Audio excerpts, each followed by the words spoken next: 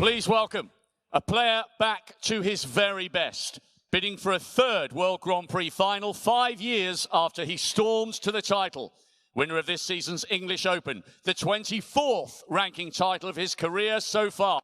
He's a brilliant ambassador for Australian sport. Here comes the Thunder from down under, Neil Robertson.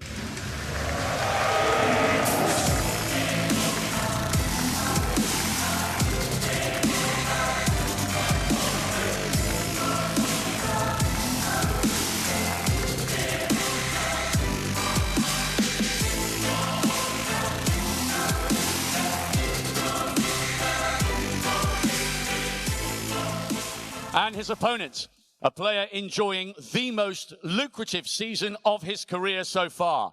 In January, he became a multiple Masters champion in fine style, winner of 12 ranking titles in an illustrious career, including the World Grand Prix back in 2016. He's a class act on and off the bays. Here comes Shaun, the Magician Murphy.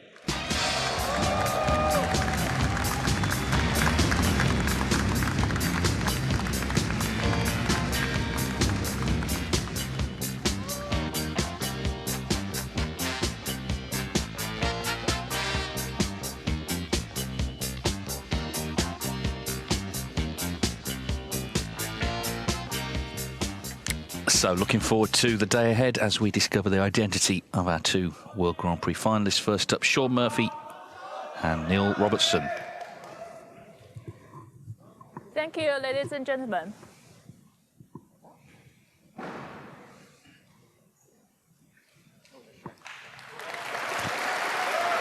First semi-final of the World Grand Prix. Shaun Murphy to get us underway against Neil Robertson. They first played each other as 16-year-olds in the qualifying rounds for the 1998 UK Championship. Starting out full of hope, full of potential. And my word, they've realised that. Both world champions, Masters champions, UK champions, all the rest as well. Neil Robertson, 24 ranking titles. Shaun Murphy, 12. But who's going to prevail today? It's best of 11 to play Judd Trump or Stuart Bingham. They both play well, I think, this week, particularly yesterday. Robertson had to turn around that 3-1 deficit against Xiao Guodong. Shaun Murphy made a 1-4-3 and another century against John Higgins to win 5-3.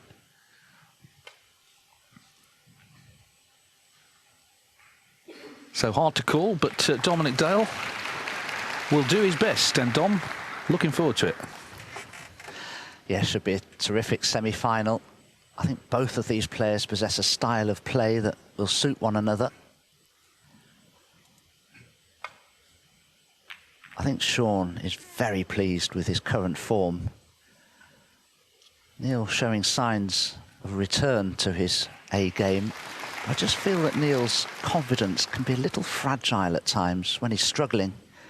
Begins to really slow his game down and become rather ponderous. He averages 25.5 seconds per shot.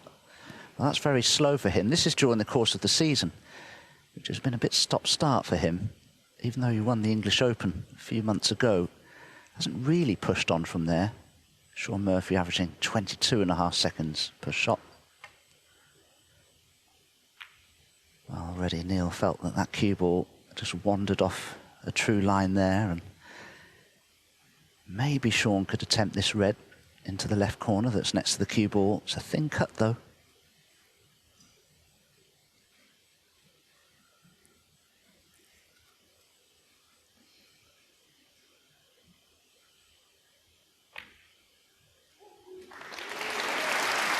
I do feel it'll be an attacking match, not least because both of these players, they don't like to show any weakness to the other. They're similar characters in a lot of ways. They like to sort of puff out the chests, don't they, and really go for it, as Shaun Murphy already is here, trying to get into the reds. Hasn't quite worked out, maybe as intended. Could be a plant there, but that's the sort of style we're going to see, I think. We're going to see all-out attack.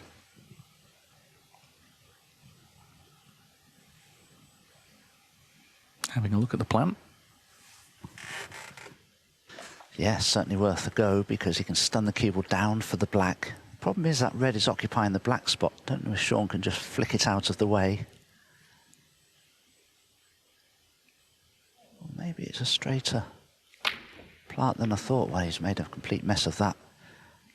Oh, what a time to make a mistake like that. He's opened the reds up. He's given Neil a great opportunity.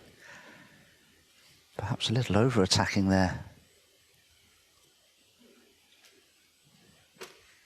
Trying to make a statement immediately. I think they enjoy playing each other as well. That's the thing. We saw a good match at the Masters. Murphy was dominant that day. But on any other day, Neil Robertson could equally dominate.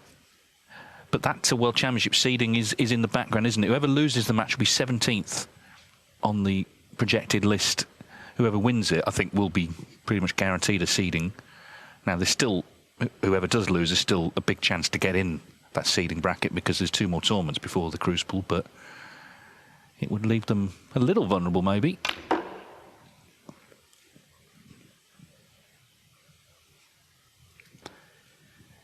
One thing to say, though, Neil Robertson's conversion rate from semi-finals to finals is a lot better. This is his 52nd semi-final in a ranking tournament. He's looking for a 38th final. It's Murphy's 53rd semi-final. He's looking for a 27th. So Robertson in semi-finals has been better at converting.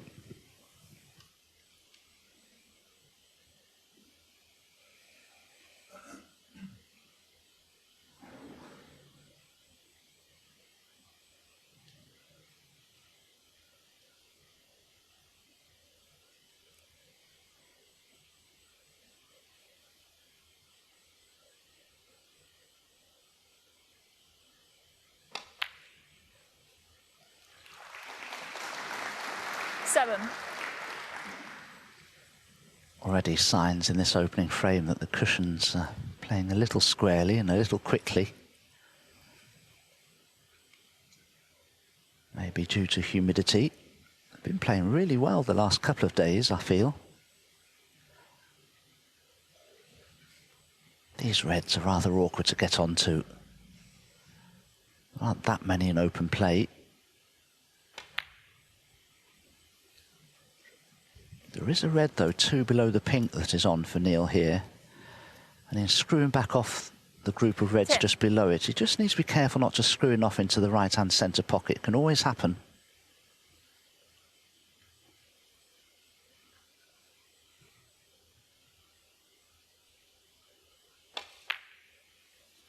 Eleven. But instead of that, he decided to hold for the pink.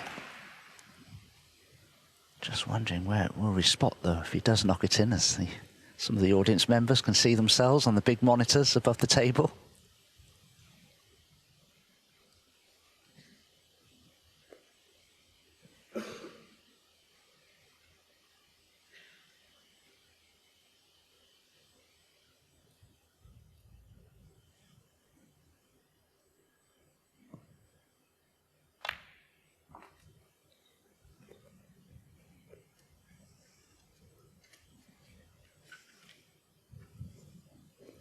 Pink will be a little tied up very shortly.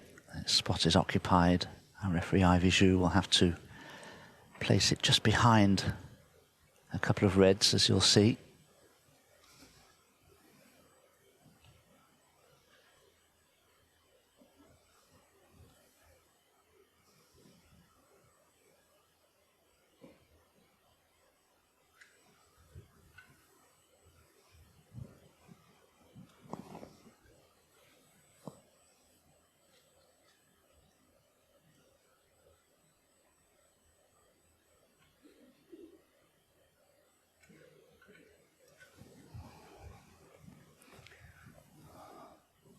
Thank you.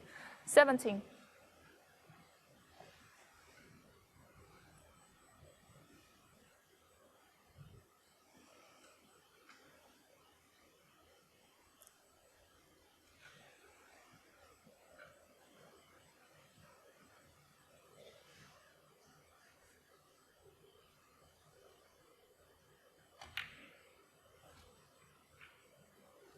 Eighteen.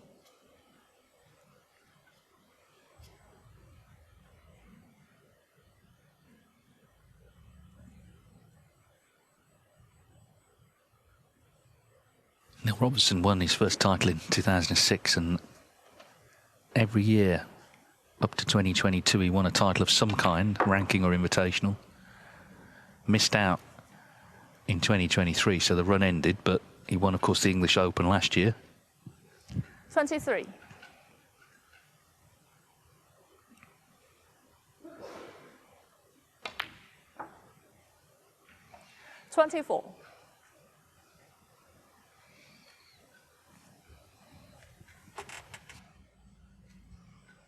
Well, because pink and black are tied up, I'm sure Neil will be considering a cannon here into the two reds and the pink to bring that into play. The pink would probably cannon the red that's occupying the black spot as well, which may not be a bad thing. Problem is, if he catches the red next to the pink 4-ball, could be on nothing. I think he's considered that. But this is not an easy break now for Neil to make with pink and black tied up. And once again, I think proof that the cushions are just a little overreactive, 29. for want of a better way of putting it.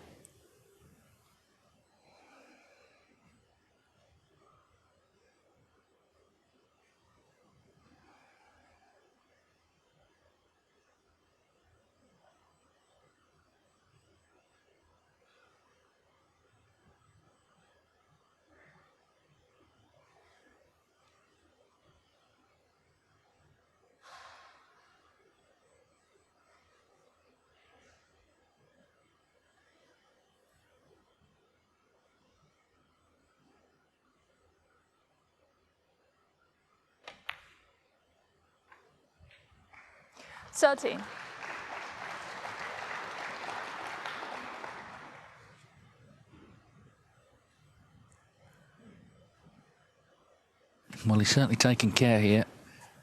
Obviously, relying on blue for now. I mean, it's only frame one, but in some ways it does feel important. You're just trying to show your opponent how good you're feeling. And you're yourself trying to settle the early nerves as well, because it's a big, big match, this.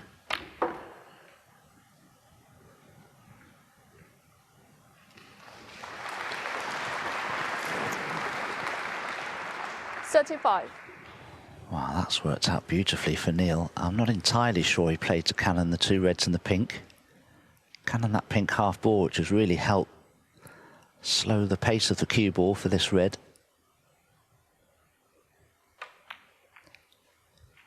And 36. Another bonus, being able to bring another red into play, and he's the right side of the blue. Now, I think Neil needs to play for the red that's occupying the black spot now, just so that the pink can be placed there should he pot it. Although saying that, he's on the red 41. That's occupying the pink spot, so if he can knock that in and play for the pink, finally he'll have one of the bigger colours in open play.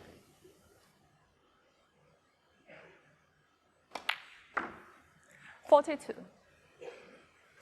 35 professional titles all told for Neil Robertson, including the 2017 Hong Kong Masters, big invitation event. But of course, this is the first ranking event here since 1989. Funnily enough, that was supposed to be the Australian Open in Neil Robertson's own backyard, albeit he would have been 7 years old. But there was some mix-up and it got relocated to Hong Kong.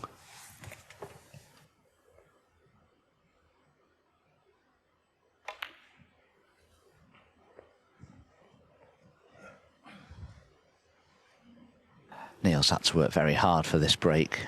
48. But that hard work has been done now. 49. And that rather injudicious shot choice by Shaun Murphy at the beginning of the frame looks as though it could cost him.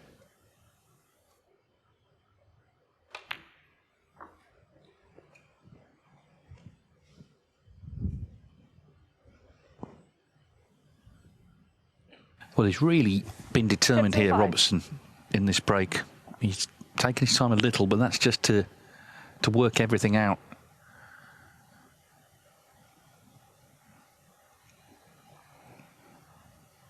It's one of those matches where they both know to win they're going to have to play somewhere near their best, because they invariably bring the best out in one another, these two.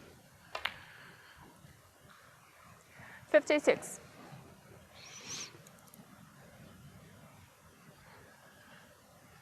So one more red required after this next colour.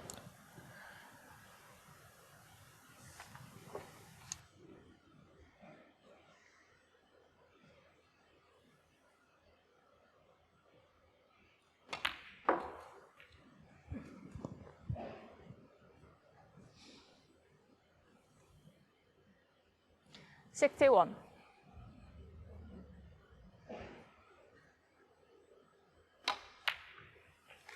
$62. Shaun Murphy had the first chance, but Neil Robertson has made the most of his.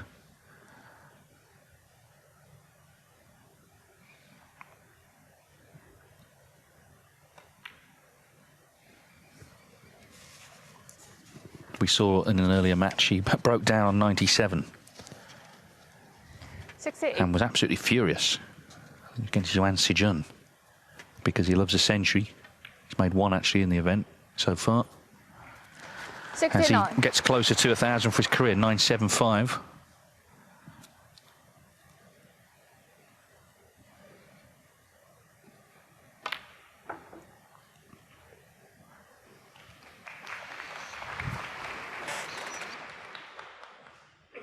$75.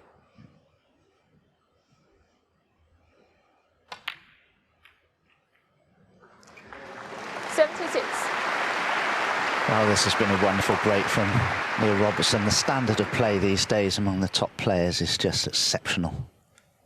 I think the greatest we've ever seen, really.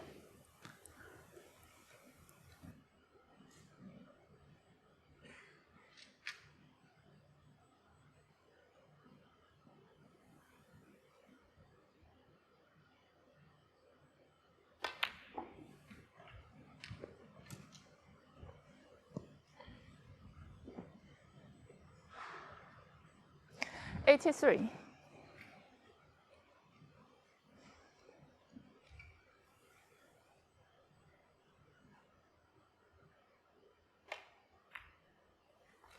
$84. A day that promised much and he's already delivering.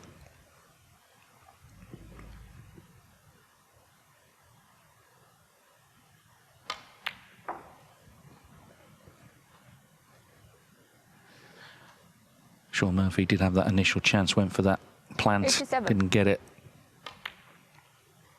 89.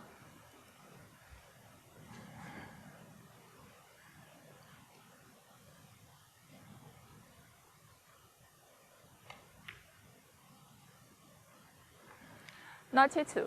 We've had 34 centuries in the tournament thus far. The record in this event is 38.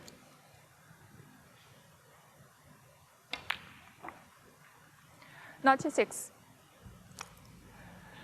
Well, wonderful stuff. What a start to semi-final Saturday. This blue for a Neil Robertson century.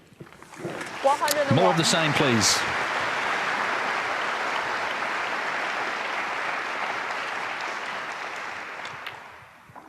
$107.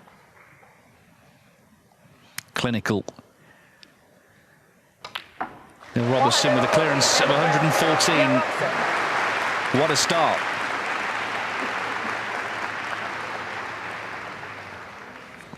First to 6 to play Judd Trump or Stuart Bingham in the final. Neil Robertson leads Shaun Murphy 1-0. Thank you. The second free, Neil Robertson to break. So Neil Robertson with that 114 has launched the first semi-final in style here.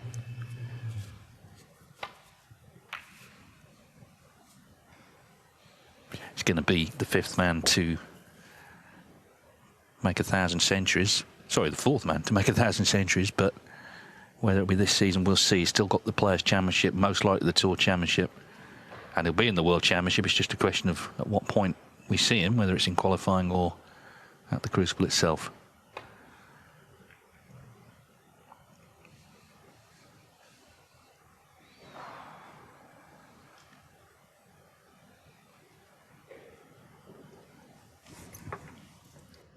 Shaun played that with check side on the cue ball, which was left-hand side in that case, but misjudged the push of the cue ball on this superfine cloth, and that's why I caught it too thinly.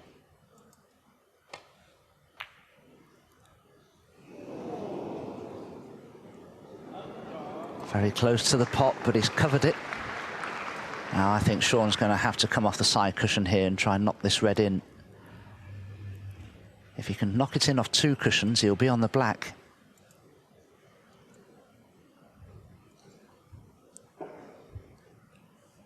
In all honesty, it's not particularly difficult to play. It wouldn't be if you'd played 2 or 3 frames and you knew how the cushions were responding. I'm very surprised Shaun hasn't had a better look at this. It's got to be the right shot for me. 谢谢。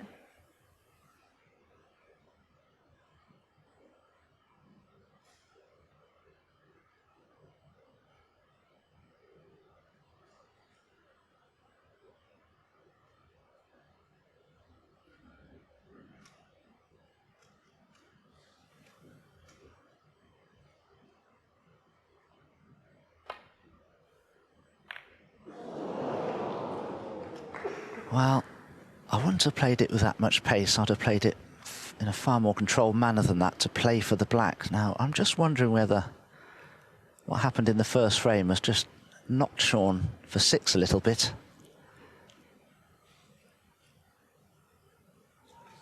Neil has a choice here to play for black or blue, but surely it'll be the black. He's guaranteed to leave a good angle, you'd feel, to go into the reds with.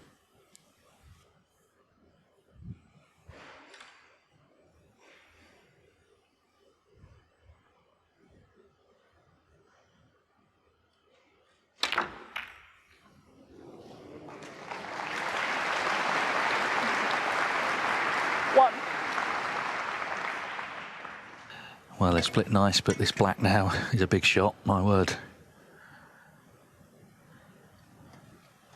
You know, it's always been said, Dave, hasn't it? Never go into a pack of reds from a red, but, well, Neil did, and it's worked out well for a left-hander.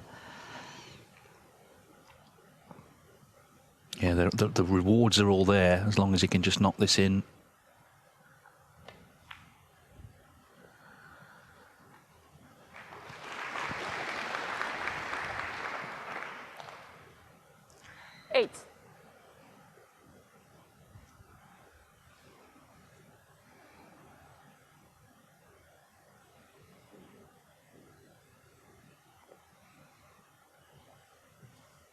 Just a bit awkward with the queuing.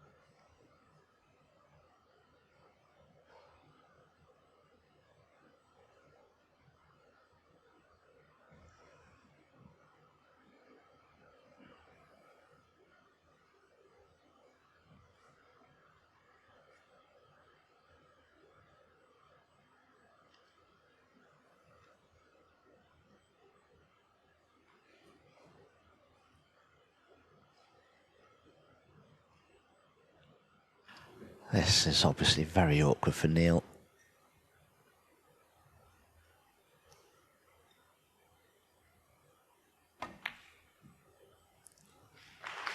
Oh, he'll be absolutely thrilled with that outcome. Did very, very well in the end. He's beautifully on the black now.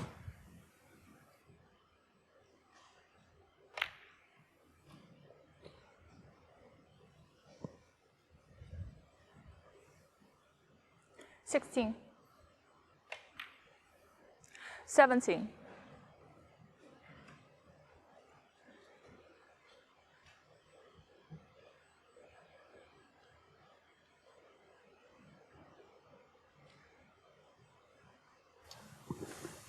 He won this World Grand Prix title. He won the Players' Championship in 2022 and has twice won the Tour Championship, so he's won all 3 events in this Players' Series.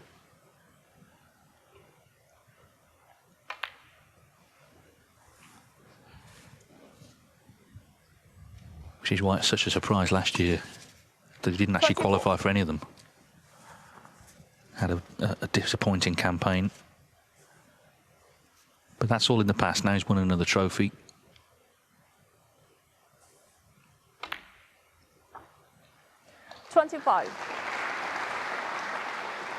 It's been a long career for both, actually. They both turned pro 1998 as 16-year-olds. In fact, Murphy was 15 when he turned pro. So, you know, you're going to get peaks and troughs. It's mainly been peaks for these two. 32. Yeah, Neil Robertson, 43. Shaun Murphy will be 43 in about 6 months from now. 5, actually. Early August.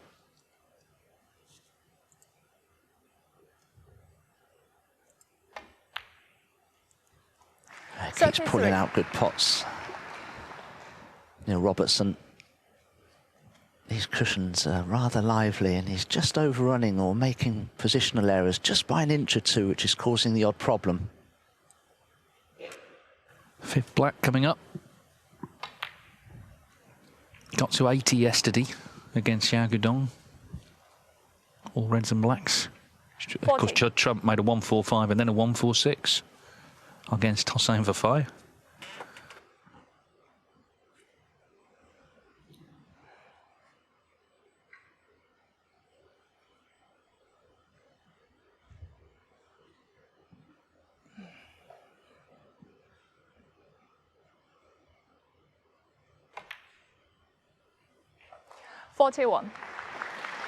Still on the black. Neil Robertson's made 5 maximums in his career.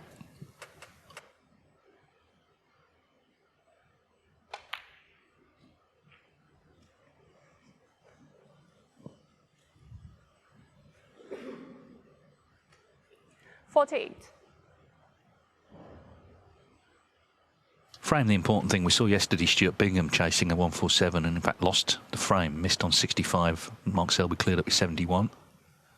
And there is certainly at least one troublesome red on the right-hand side cushion.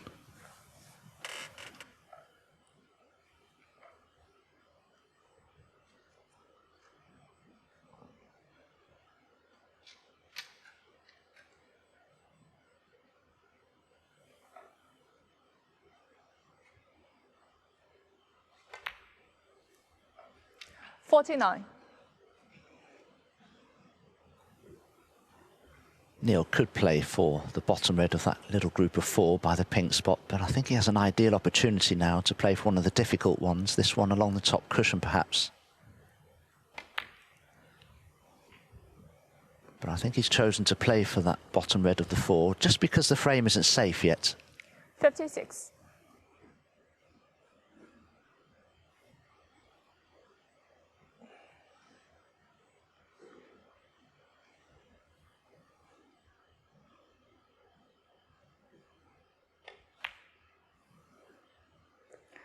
$57.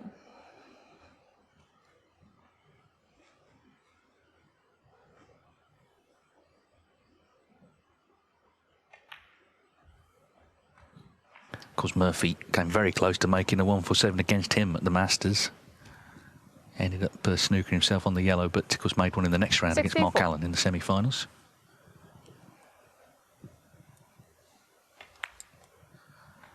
$65.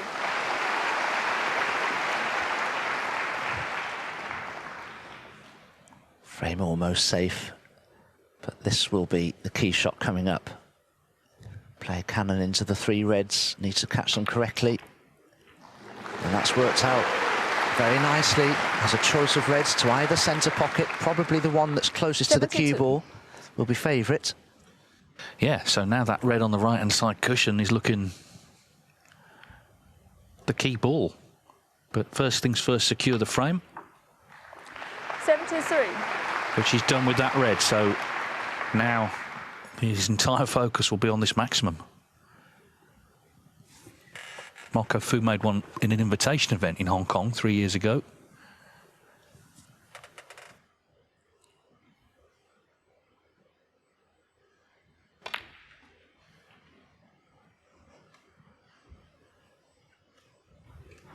wonder if Neil will leave himself an angle on the black now 80. to try and cannon that difficult red off the cushion.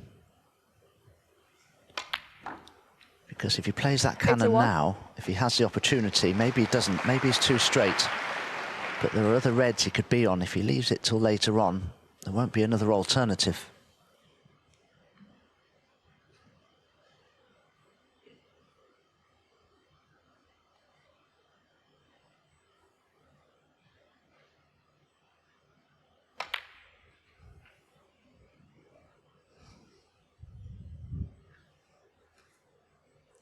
$88.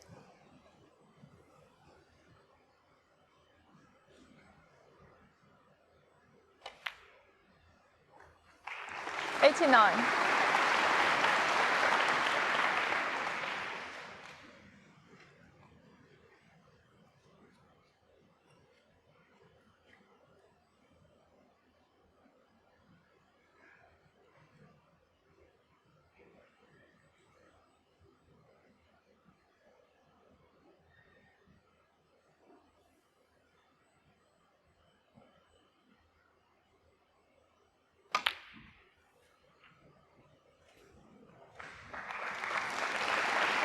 There have been 214 96. official 147 breaks. In fact, Murphy made the most recent at the World Open. He's 10th. 97. But now we're coming up to the real key part of this break. Both of these remaining reds are rather awkward. I wonder if Neil has an angle here to screw into the red that's on the side cushion. But there's no guarantee he'll land on a red here. He's missed the cannon. Well, you can still pull out a terrific pot and get onto the 104. black, but my goodness, this will have to be a Neil Robertson special. Well, it's back-to-back centuries to start, but he wants more than that.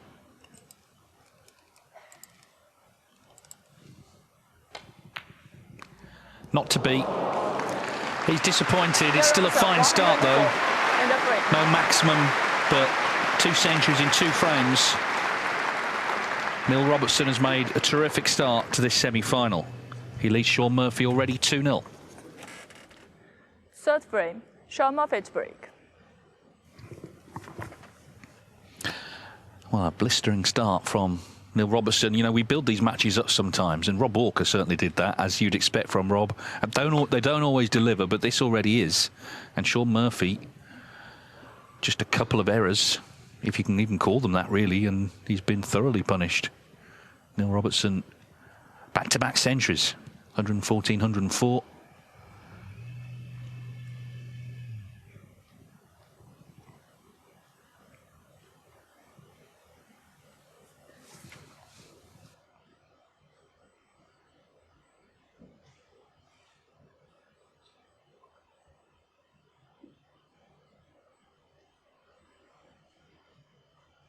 Well, this time the black is tied up from the break-off shot, so that will change the complex of this frame a little bit. Pointless attempt in this red, really. That's why Neil's playing the safety shot, probably one of the only safety shots we've seen. Yeah, I mean, it feels like the safety is so important in this match with these two.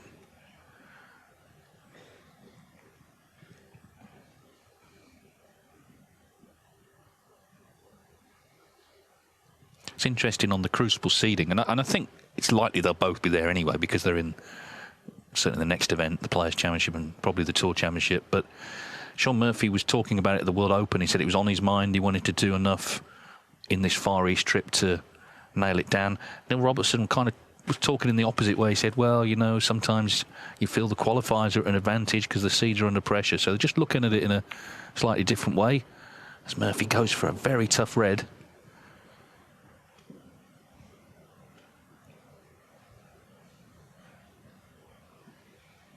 I think snooker players tell themselves what they need to hear sometimes. Of course, Neil Robertson wants to be seeded at the Crucible. Why wouldn't you?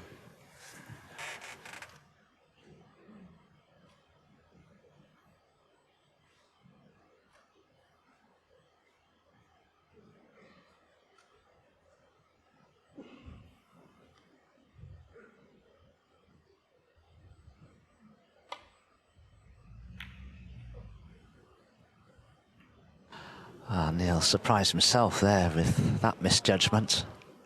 Wanted a 4-ball cannon on the red to leave the cue ball in bulk, and the red somewhere near this top end of the table, but completely misjudged it.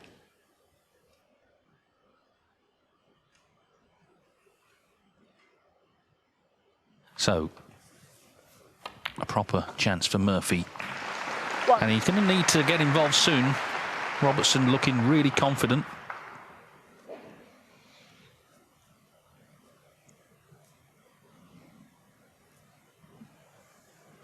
If Shaun Murphy did win the tournament, he'd go over £900,000 for the season, with some big events still to come. So that Masters, of course, was part of that, Yellow. but Shanghai Masters runner-up as well. He's gone deep in other tournaments. It's been a really terrific campaign. You might say, well, why is he struggling to get to the Crucible then? Well, that's because of the points that have come off. 3. From 2 years ago, he won the Players and Tour Championship, 2 huge first prizes that on the rolling system are being removed.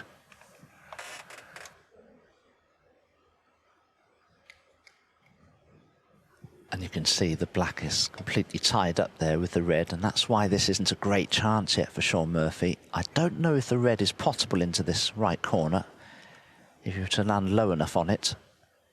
From that camera shot that we saw previously, it suggested to me that the red may be available, but Shaun has a problem of his own here with this red. Didn't have a good angle on it, could only leave a long straightish blue. And when you're 2-0 behind, these look twice as hard.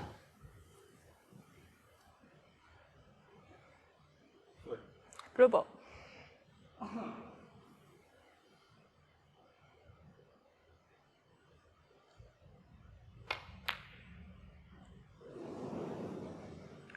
Shaun Murphy. Exactly, it's a sort of shot you fancy Murphy for, but like you say, 2-0 down to 2 centuries against a world-class player, it suddenly becomes a bit harder.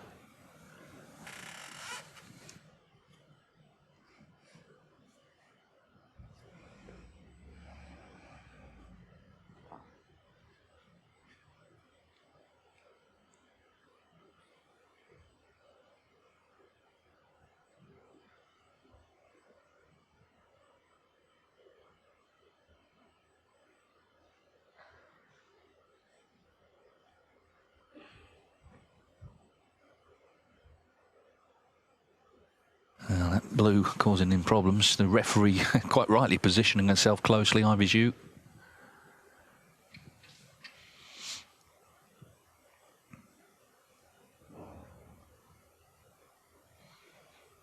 Time to breathe in.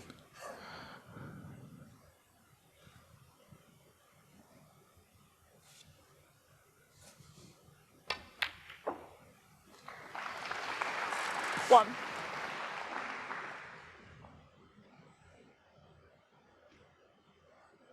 Couldn't avoid the edge of the pack of reds. You can still pot the blue and manoeuvre the cue ball down to this top end of the table, but you have to dig very low on the cue ball to get enough backspin.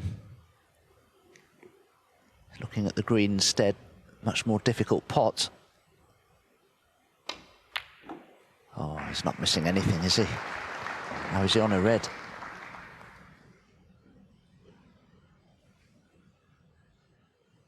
Four.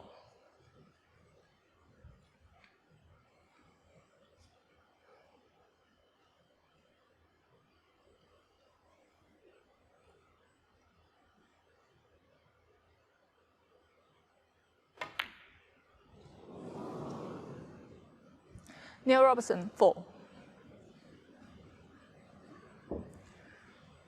Well, he has missed, but no real damage done in terms of leaving Murphy in.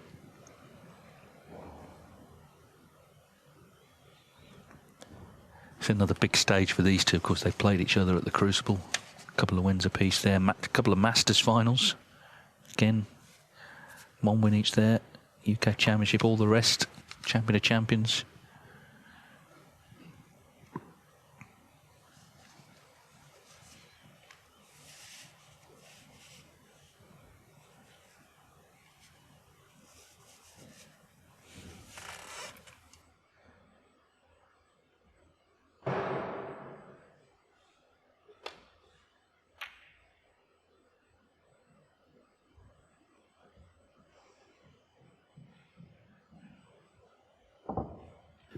That's worked out well for Neil. The black is now hiding the left-hand side of the table. Shaun probably would have liked to have played a shot from the left-hand side of the pack there. Where's this red going? He's okay, because he could have tried to get the cue ball in behind the blue there. Now, I don't know if Neil can snick one of the reds near the black spot to try and get the cue ball behind the blue here.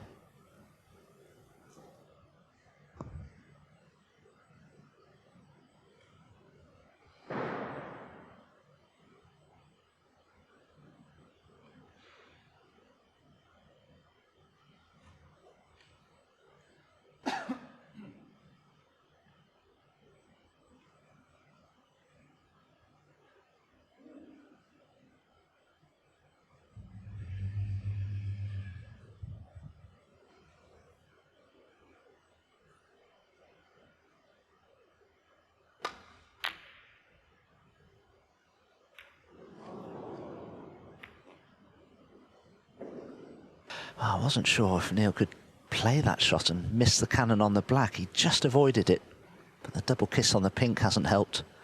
But again, when you're 2-0 behind, this won't look as easy to Shaun as it ordinarily would.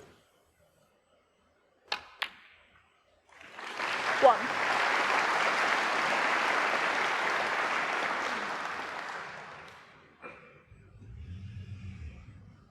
He seemed to really get into the cue ball there.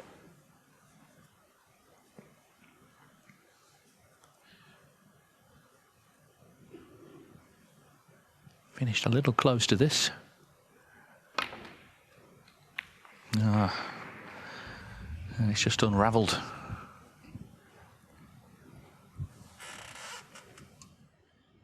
He can't quite get anything going, can he, right now? I think Shaun expected the cue ball to cannon into the green there. That's why he played it with so much pace. But he'll have to be a little careful now with his shot choice. If he plays off the edge of the pack of reds, he needs to make sure he doesn't knock a ball dangerously close to the left corner.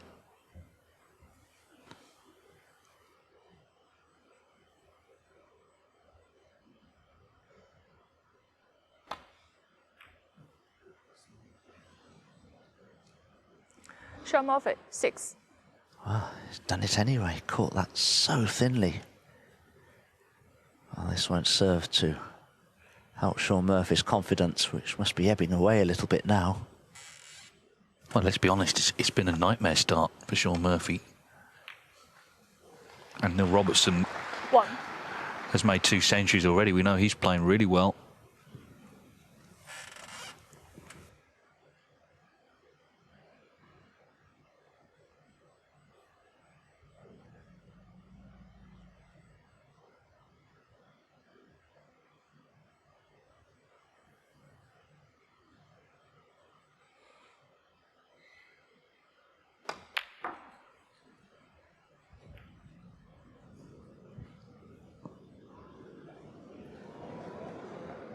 Well, another unwanted kiss, this time for Robertson.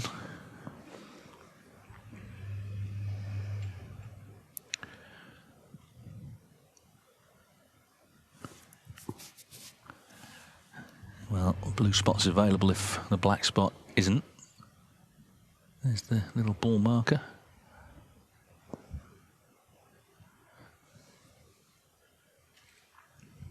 Seven. I wonder if Neil can try to make a plant of those 2 reds.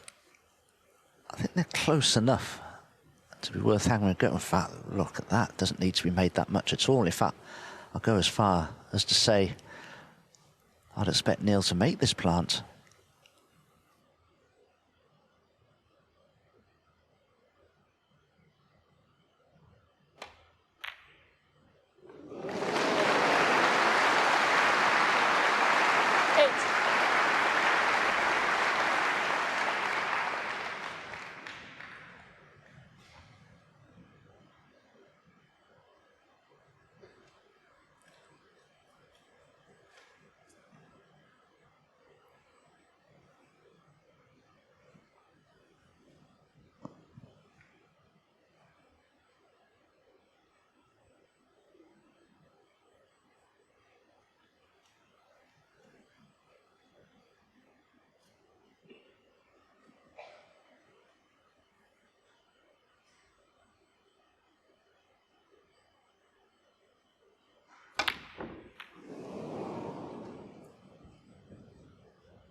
Neil Robertson. Well, it's just become one of those frames where suddenly it's all really tough.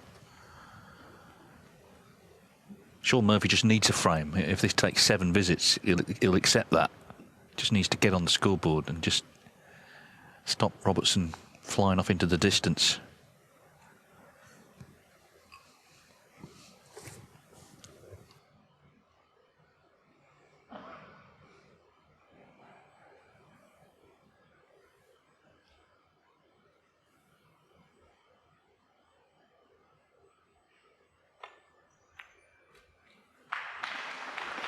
One. Has one loose red to play for. Shaun will just have to pick the right moment to try to develop that pack of reds. But it'll certainly help him having the blue now back on to the black spot.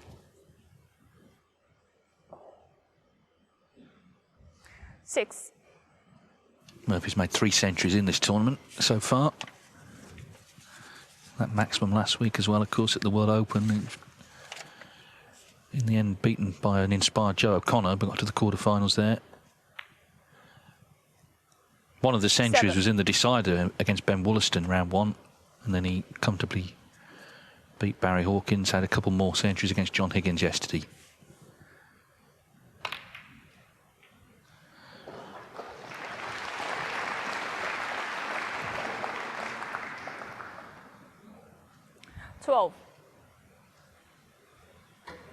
Well, finished a little awkwardly. He's going to have to play this red to the right corner with the rest, but he should be able to just nudge off the red next to it to play for the blue.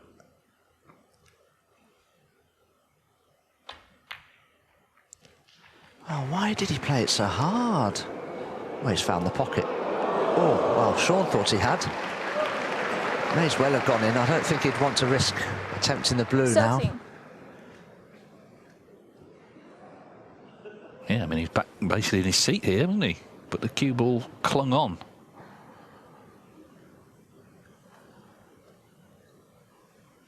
But just another example of what's not been a good start for Shaun Murphy.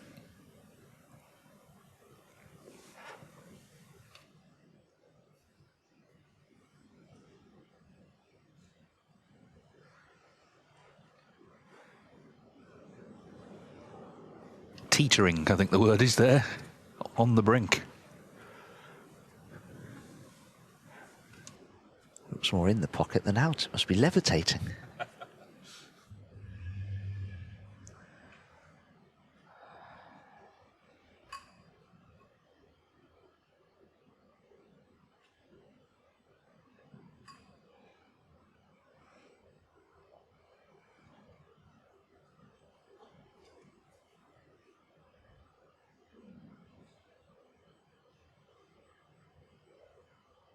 Shaun must be slightly angled by the right-hand jaw there, because one shot he could have played would be to just come off 2 cushions and roll up behind the green.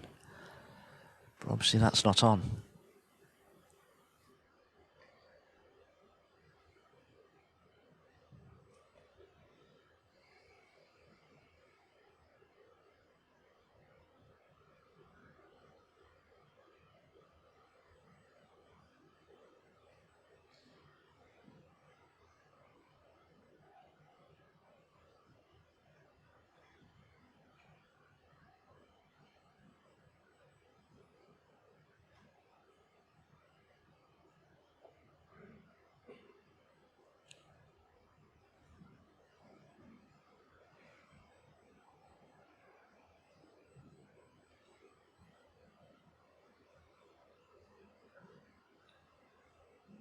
Well, I'm beginning to think Shaun is rather severely jawed here and can't really do much. He's even considering attempting the pot on the blue.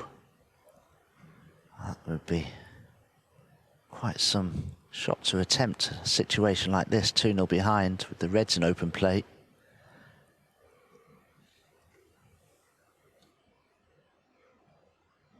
I always think in situations like this, all the practice players do, you know, you don't set the table up like this. Well, he's looking at the blue.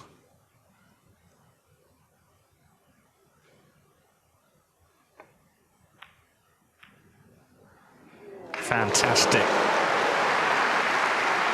Not sure if he's on the next red, but what a pot. 18. Well, looks like he is. Just goes past the other one. So 19. he was on his way to his seat, wasn't he? He thought he'd gone in off. But actually, the break continues. It took a long time before playing that blue, but what a shot.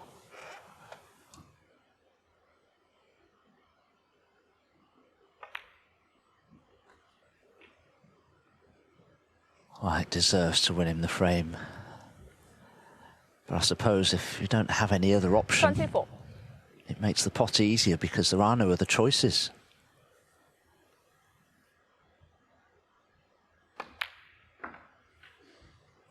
$25.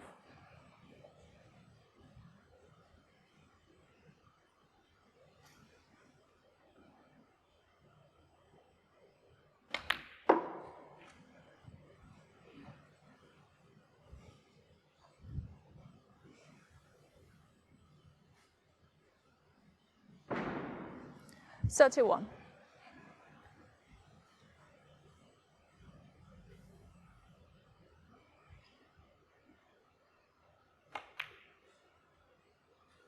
$32.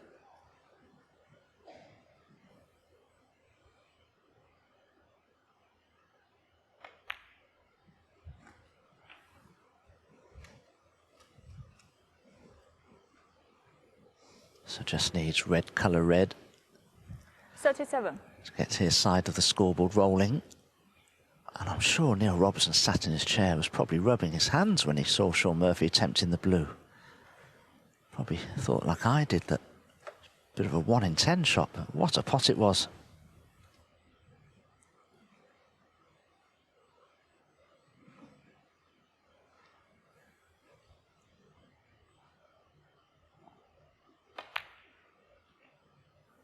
$38.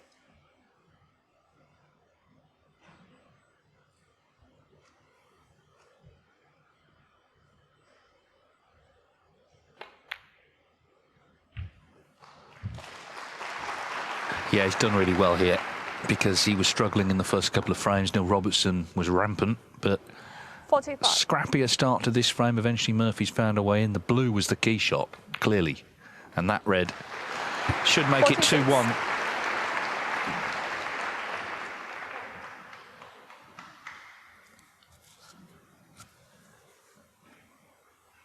Well, the extra 6 points should remove any doubt.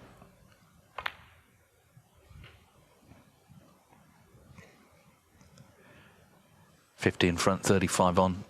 Be surprised if Robertson played on. 52.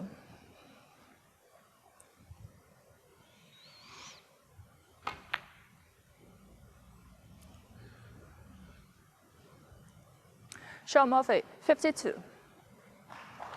End of frame.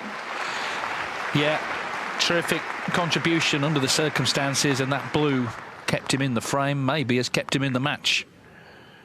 Neil Robertson's lead reduced to 2-1 with 1 frame to come before the mid-session interval. Frame 4, Neil Robertson to break.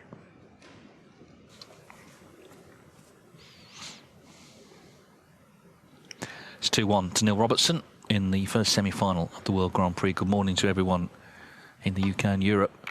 If you're up bright and early on a Saturday to get your snooker fix, and why not with these two? It's been fascinating so far. Neil Robertson back-to-back centuries. He was on course for a potential maximum in frame 2, broke down on 104, and then Shaun Murphy winning a more disjointed frame, but winning it with a good 52 as he has a look at this long red.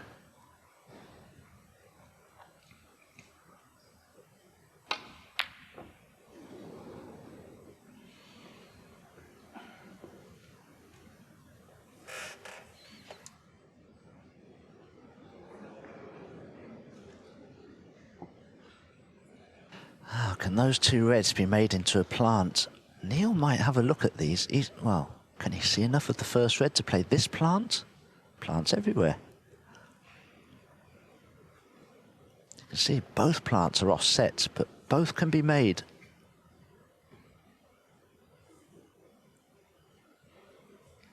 Have to hit the first red very thinly if he's taken this one on above the black.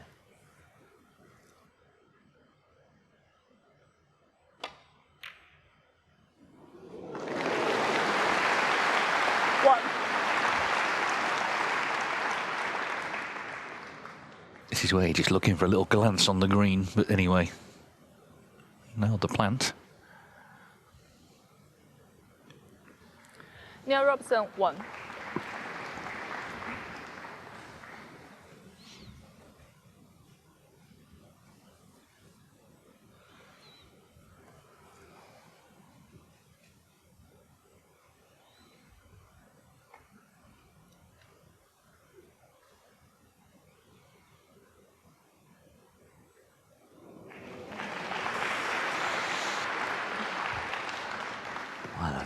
Very laboured walk back to the chair from Shaun. He thinks he's left this red on. It appears that he has. But Neil hasn't quite got enough backspin on the cue ball there. And being left-handed, this will be a problem. Where does the next red come from?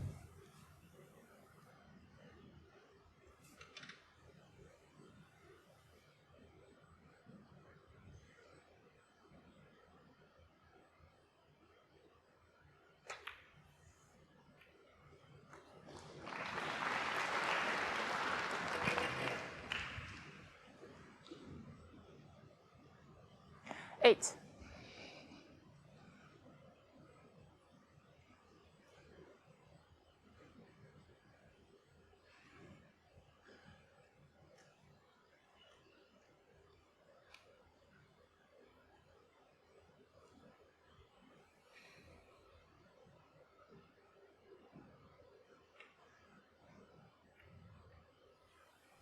Neil Robertson, 8.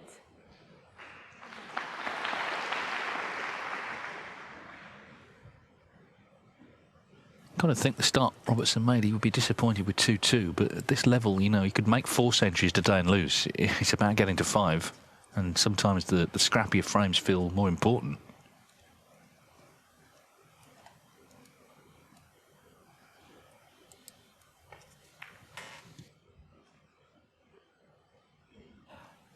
Well, Neil really has lost some extraordinary matches over his career where he's made multiple century breaks, only to lose 5-4. He once lost a match with 100% pot success.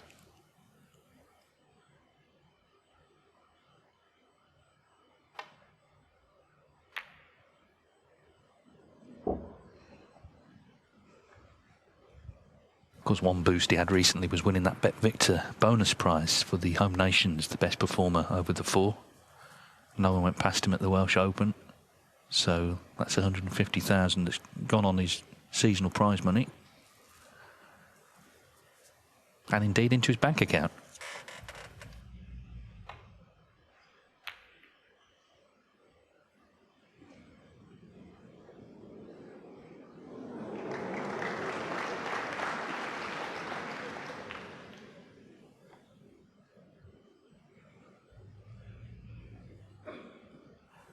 Very awkward cueing this for Neil Robertson. There's a chance that he could plant a red into the left-hand corner pocket. He's looked at it, and the red that's next to the pink onto one of the reds at the top of that little bunch of reds below the pink. Just got to be careful of the jaws of the right-hand middle pocket here if he catches it wrong. Oh, what a shot. Oh, that's remarkable.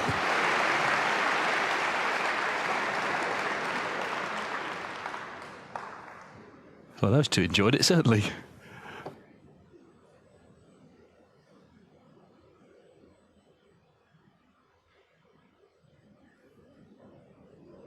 Ooh, has he got there? 4. Oh, no. Neil Robertson, 1. Wow, I mean, it's always delicate, that. He got very close. Free ball. Well, he's left a free ball and the yellow's on. That was a massive mistake. But that cue ball did seem to deviate to the right. If it had kept a true course, would it have reached? I think Neil would know the answer.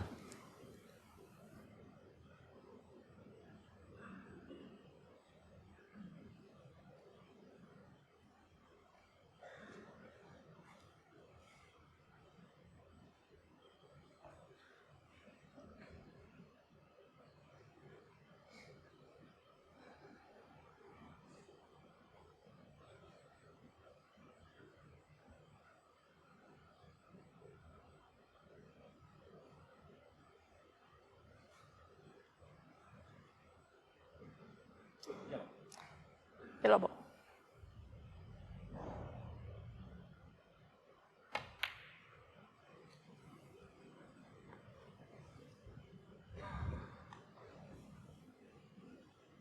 One.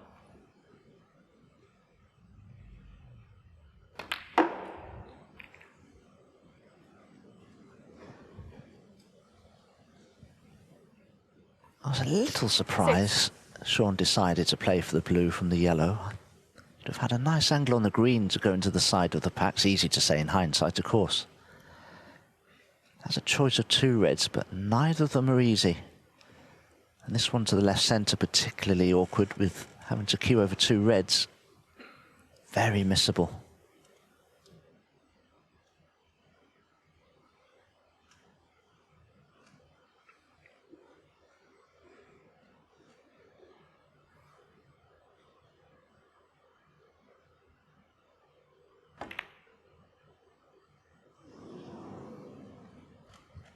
Shaun Murphy, 6.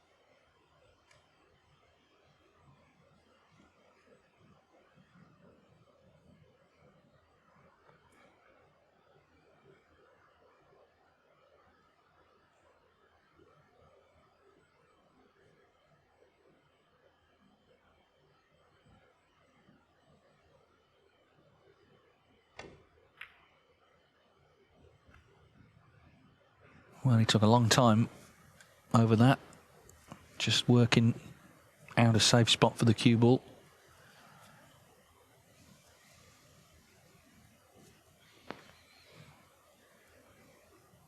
Shaun Murphy hasn't actually been in a ranking final since the start of last season, the Championship League.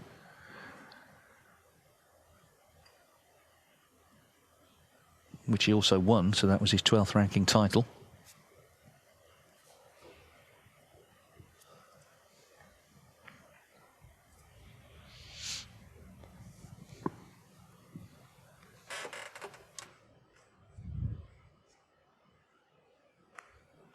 I wonder if there's a chance here of a plant into the left corner.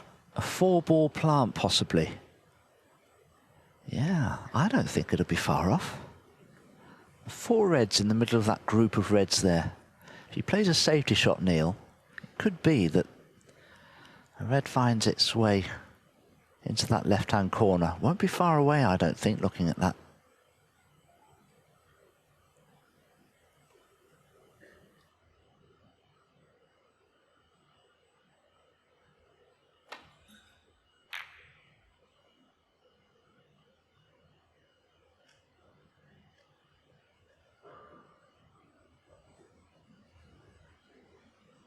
It was nicely cued, actually, by Neil. Just a fraction away from getting in behind the green. Now, does that red pot?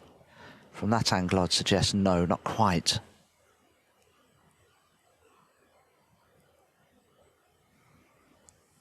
But Shaun thinks it's on.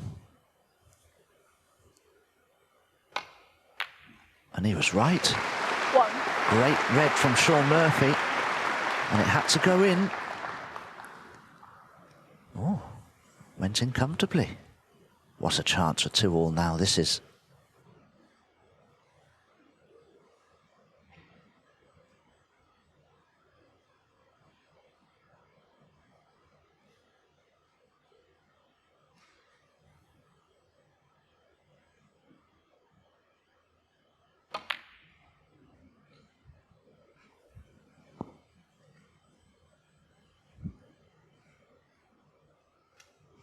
Eight.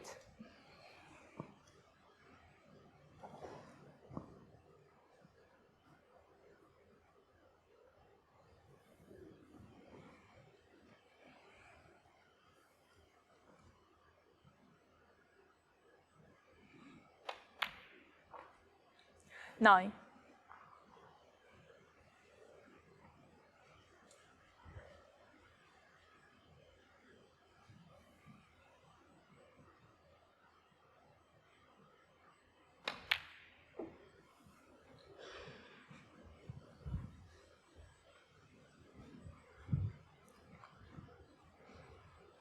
Shaun Murphy won this title back in 2016 before it was part of the 15. the Players Series, the 3-tournament series. There's a loud bang echoes through the hall. He has subsequently, of course, won the Players and Tour Championships. 16.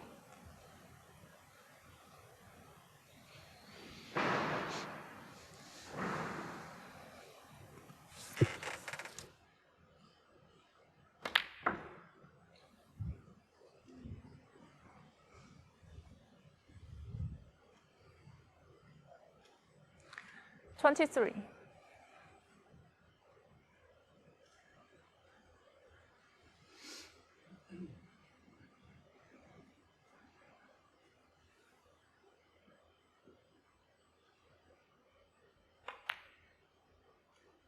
$24.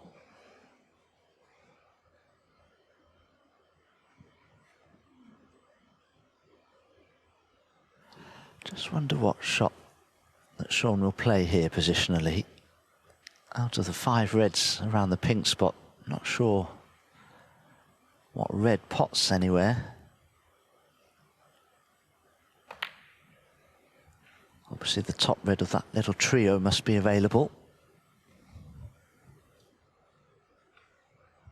31.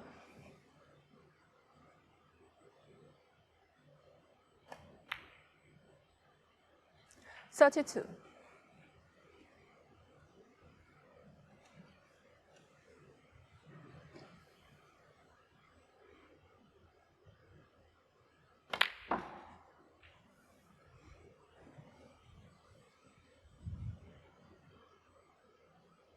$39. Made a couple of errors in the first couple of frames that were costly, so he'd be absolutely delighted with 2-2 if he can win this frame now. 40.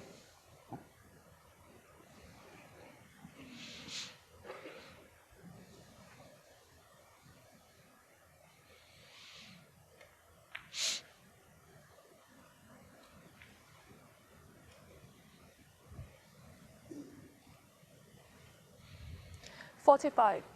And that's one of the great skills of, I think, the top players. It's finding something when it isn't quite there, which it wasn't at the start of the match. It 46. was for Robertson. But Shaun Murphy's just stuck to his task. Big moment in the last frame when he thought he'd gone in off. If he had done, obviously that would have been end of break. But 53. the fact that the cue ball hung on, he potted the good blue, he was able to continue the break, made 52. Got on the 54. scoreboard. And now he looks like he's about to get over the line here. He needs the black, and it's 2 each.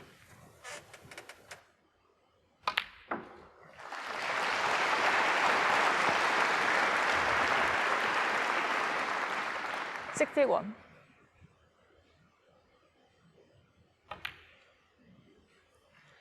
$62. Well, it's an electrifying start from Neil Robertson, 2 consecutive century breaks. But since then, we've witnessed 2 slightly more scrappy frames. But Shaun has got in both of them. 69. And will win them both. So what promised to 70. be a close match could very well turn out just that.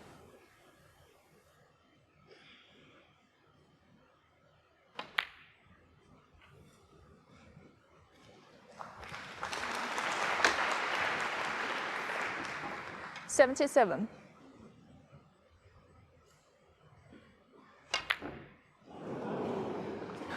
Red stays out, but it's a good 77, Shaun Murphy's highest break. It's been good viewing. Neil Robertson was out of the blocks very quickly with back-to-back centuries. Shaun Murphy won that scrappier third frame, and he's put away the fourth as well. So the first semi-final at the World Grand Prix is finally poised between these 2 great players. It's 2-2. Remember, 6 the target to take on Judd Trump or Stuart Bingham. Neil Robertson, who started with 2 centuries, but he's been pegged back by Shaun Murphy. Shaun Murphy to break.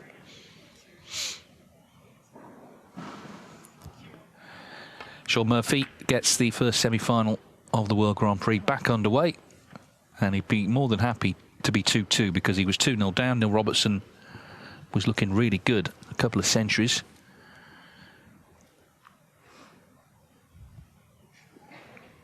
Long way to go.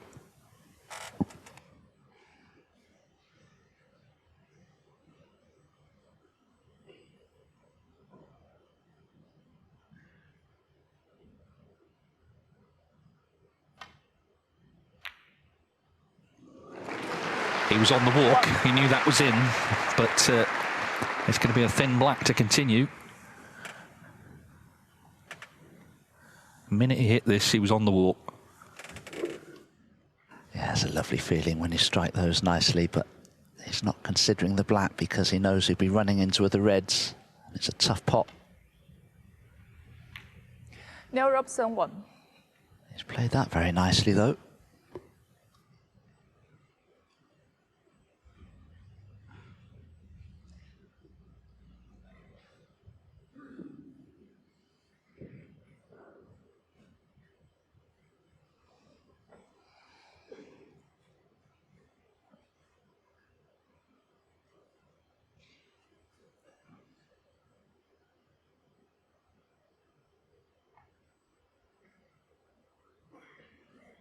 Oh, this is a long way short, surely. 4 and miss. Neil Robertson 4.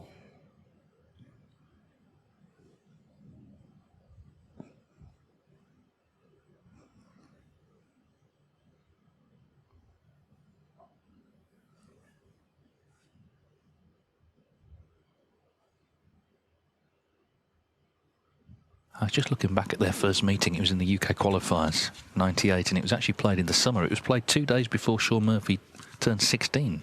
As I mentioned earlier, he was allowed to turn pro at 15. Because his birthday being in August, he would have had to have waited a whole year otherwise. So that really was very early for both of these. Robertson had come over from Australia, having qualified through the Oceania Championship.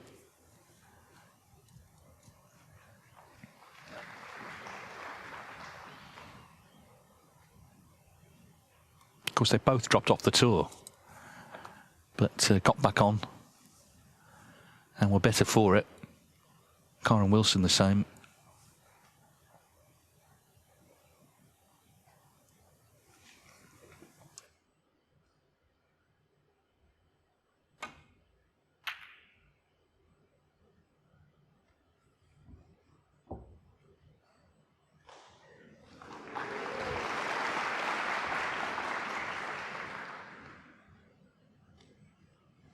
Very nearly in behind the yellow. I'm just wondering if the top red of the 2 near this left-hand side cushion is actually possible. Well, there you can see it is. And Neil will probably have to take one of these 2 reds on because I can't see a safety shot from them.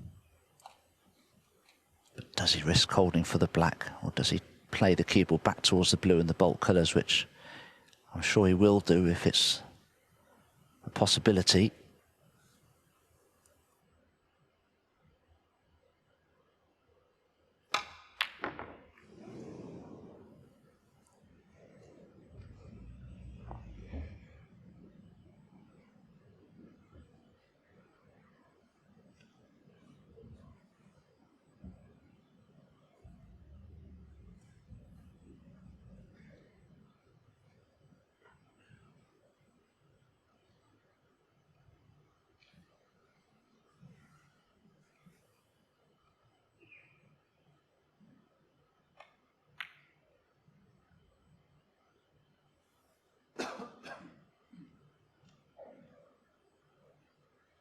Semi-finals are often a tense affair because it's such a big prize to be through to the title match on Sunday.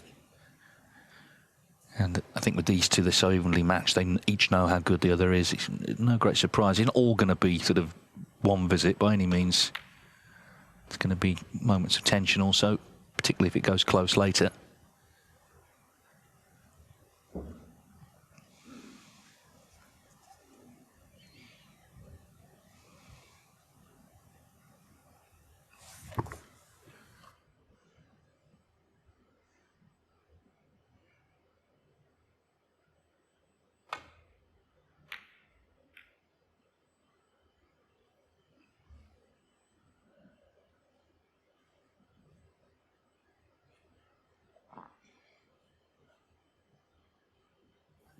If Neil can skim off one of these reds, try to get the cue ball behind the yellow on the bolt cushion and block off this right-hand side of the table, then you'd have your opponents in a bit of trouble.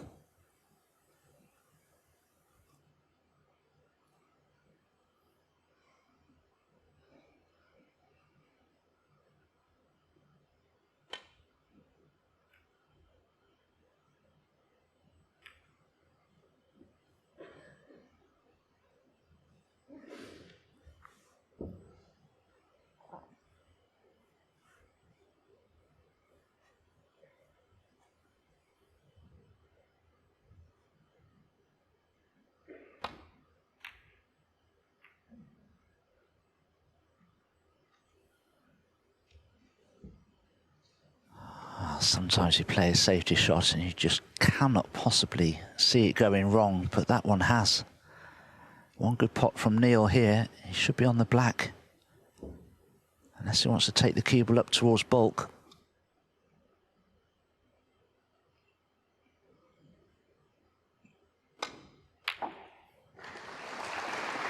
One.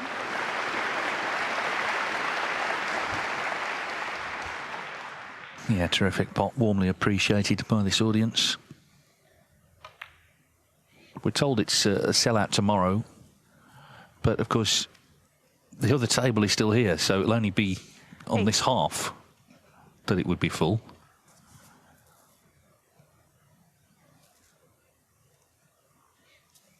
Would have looked spectacular, wouldn't it, had there been one table in the middle of this arena, but anyway, hopefully we'll get our biggest audience tomorrow. It's pretty good tonight. 9. As Robertson looks to get back on the front foot, having lost the last 2 frames.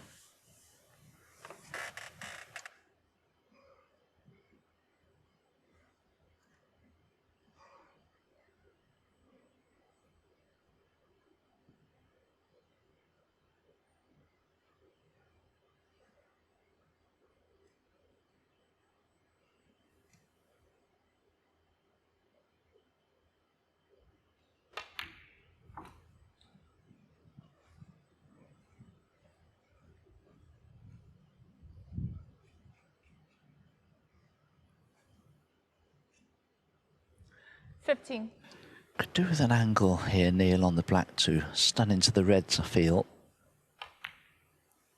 16. If he plays a little cannon into that trio of reds that are occupying the pink spot, he should be on a red to this same left corner. If he just catches them correctly.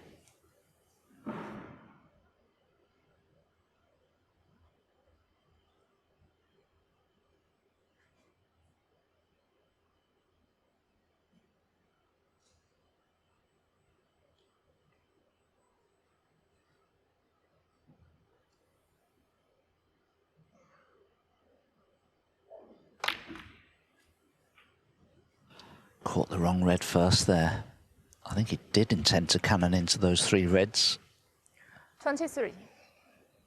But I think the red that he wanted to be on was the one he cannoned into, so he's left himself a bit of a tester here.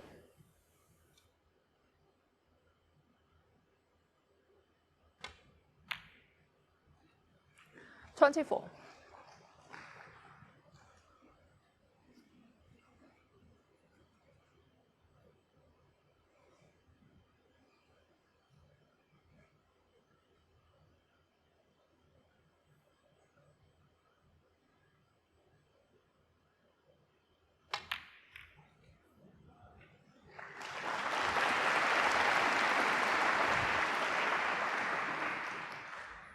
$31.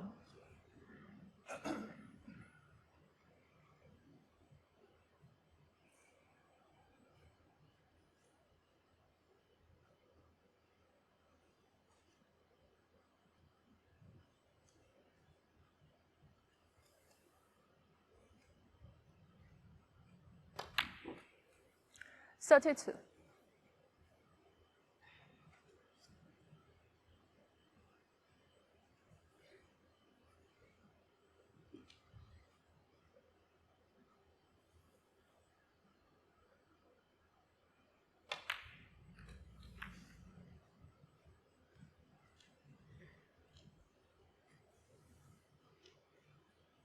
Well, so far so good, and there's a few reds safe towards the side cushion which favour him because he won't need them.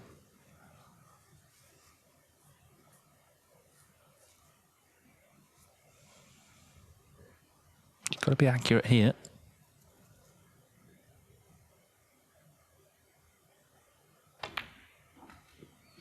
$38.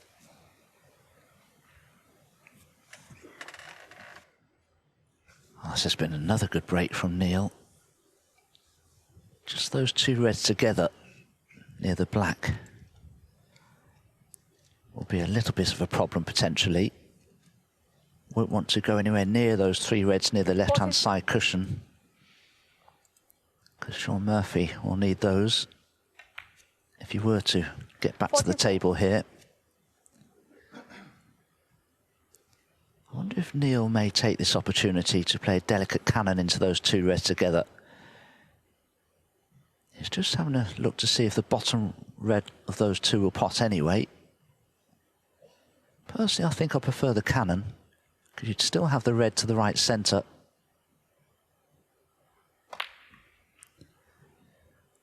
Oh, did he play the cannon, I wonder? We'll have to stun up for the blue now. 51.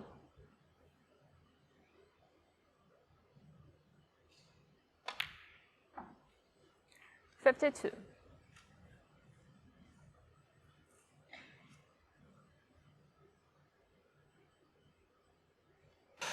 Well, if Neil plays the red just below the black from the blue, if you can pot that with the black, the frame would be safe.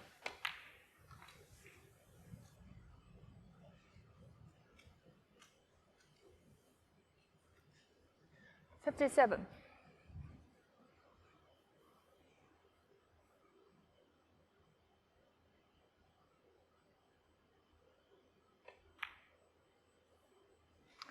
$58.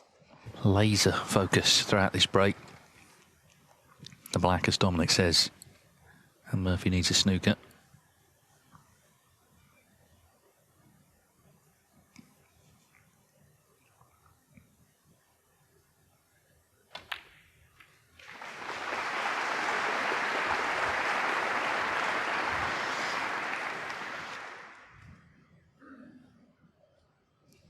$65.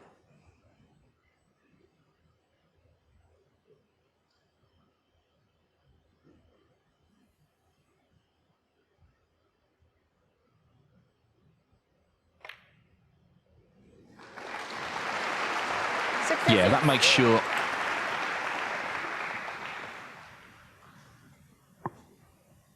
You would think anyway.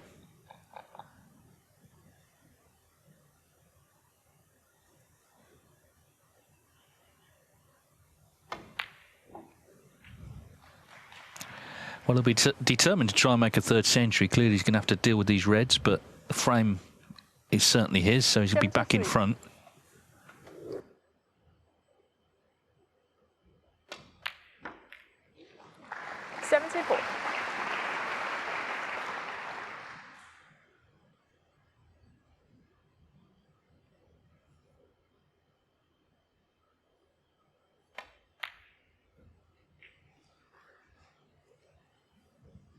Such a fabulous cue, Neil Robertson. Ramrod straight cue action with a very flat trajectory. Not a lot can go wrong with it, really. Amazed he didn't try and play that with more pace and bring a red into play. Be doing well to continue the break after this black.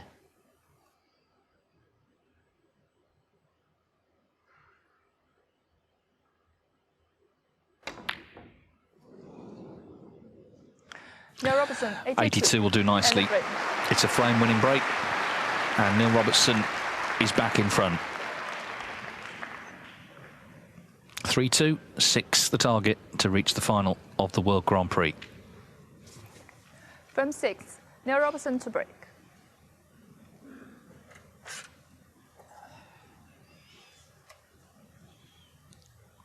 Neil Robertson leads Shaun Murphy 3-2.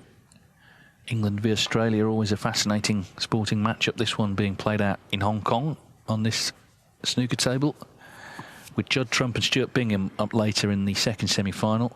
Remember, if Bingham were to win that, he would go past Ali Carter and get into the Players' Championship, a big tournament coming up in Telford. Trump yesterday, though, was, well, sensational. 4 centuries, a 145, a 146. Beat Hossein Bafai in 64 minutes, 5-0.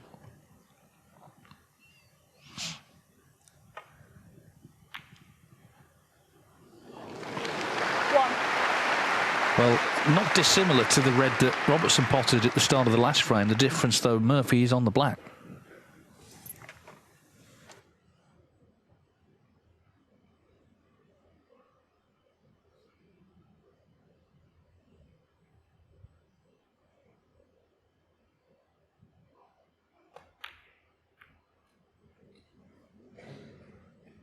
Shaun felt that by stunning into the red, he'd beyond the red that's just above the black to the right corner, but unfortunately from his point of view he isn't.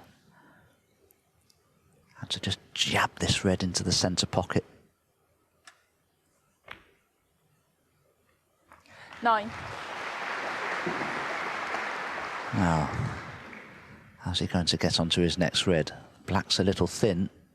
Could screw into the top of the pack of reds from the pink, but no guaranteed finish on a red if he did. So running through for the red to the left corner, which he'll have to play with the rest. Well, if the pink spot's occupied, this could be very awkward for our referee. He's going to have to go probably just above the red that's above the black spot in that little gap there. Well, I wouldn't want to be doing this, Dave. No. It might be a case. Sometimes they take the glove off, actually, if it's absolutely precision needed. She's guiding it in. Got to be in a line, of course, with the spots. Ivy Zhu. She actually refereed a maximum at the Crucible. Stephen Hendry's last one in 2012 against Stuart Bingham.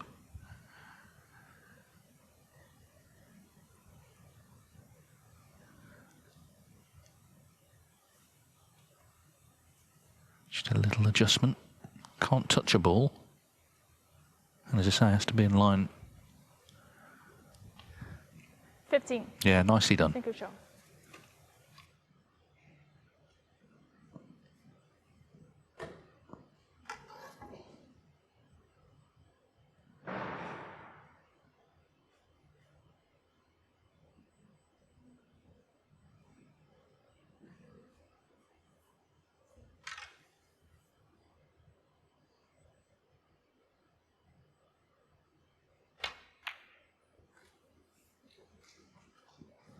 $16.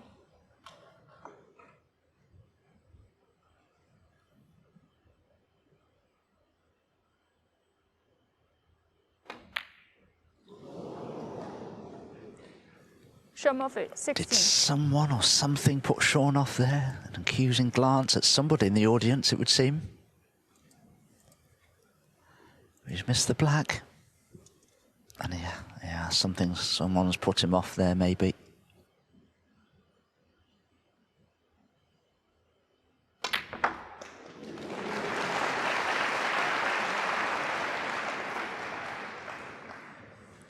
Well, didn't quite see the finish of the cue ball, but he won't be on a colour.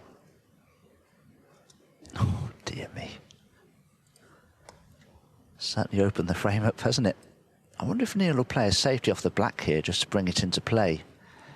Because if he can develop the black and get a good cue ball, it would certainly put a bit more pressure on Shaun Murphy's safety shot. You have to think about all these things.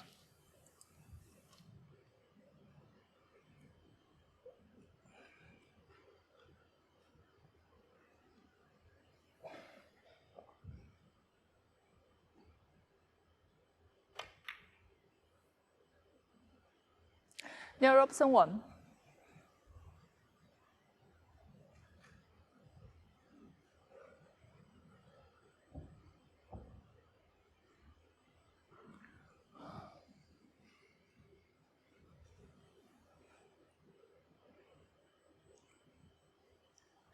Well, I was just about to praise Neil Robertson for playing such a good safety shot.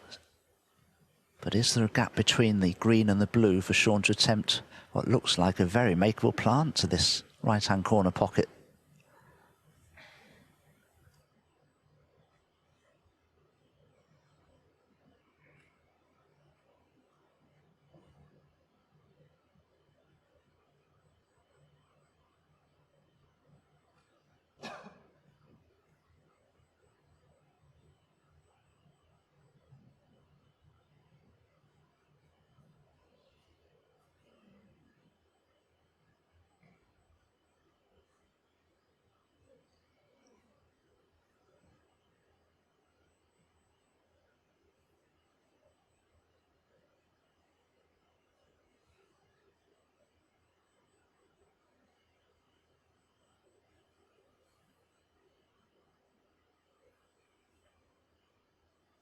Well, one way or another, Shaun is going to try to make that plant. It's dead set for the pocket. So is he going to play off the top red of those three so the cue ball deflects towards those two reds to make the plant? Oh, well, how didn't it not go in? Would have been on the pink as well. Wow.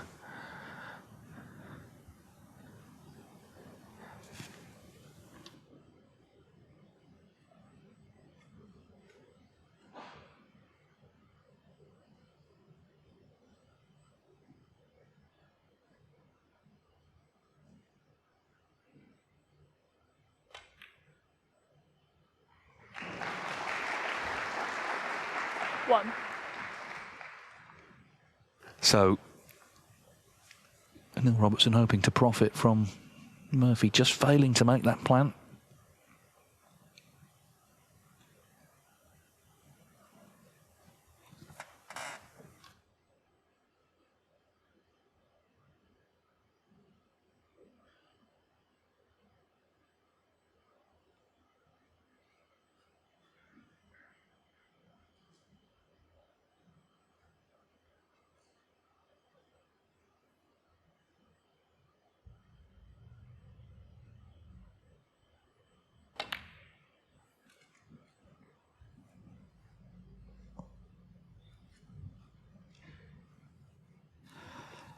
I'm sure Neil would really like to get that pink back onto its spot, being that the black is up near bulk. Black wouldn't pass yellow or green, so you may as well call that out of commission. But you could probably drop the red in to the right corner play for the pink.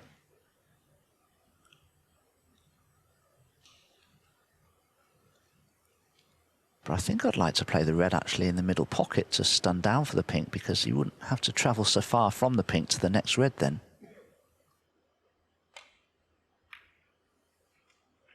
4.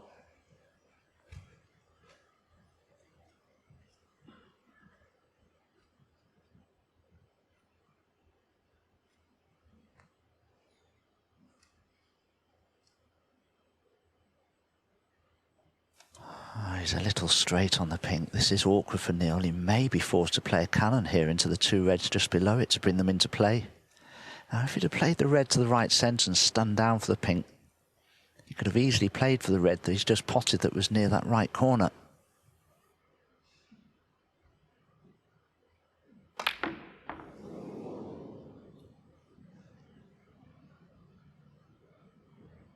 Neil Robertson 4. Well, he was waiting to see where the pink would finish, and it's kissed a red into play.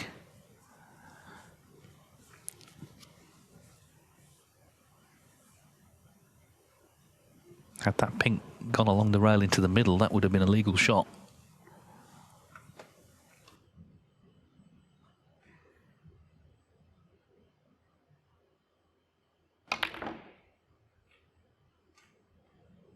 One.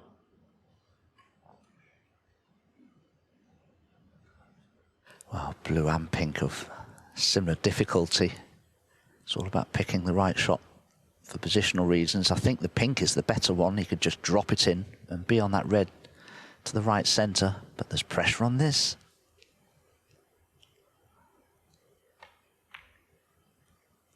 No problem.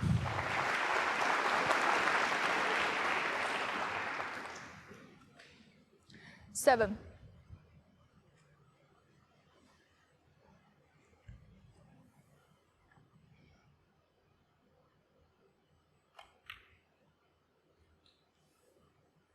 Eight.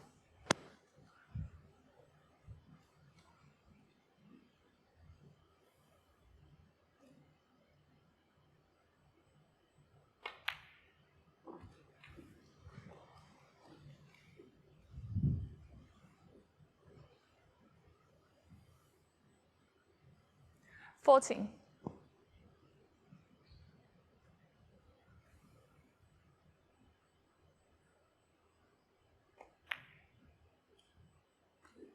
$15.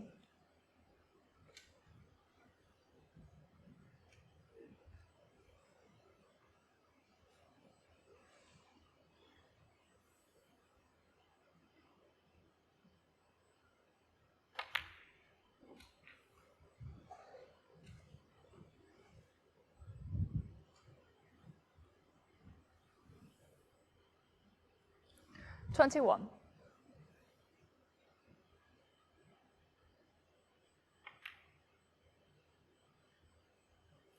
22.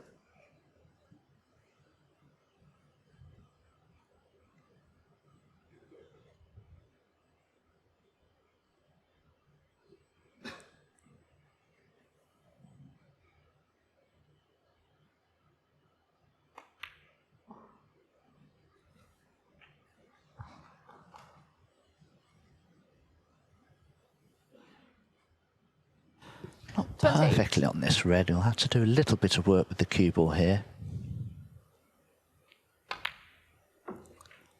29. Played it well, looking favourite now to level up this match once again.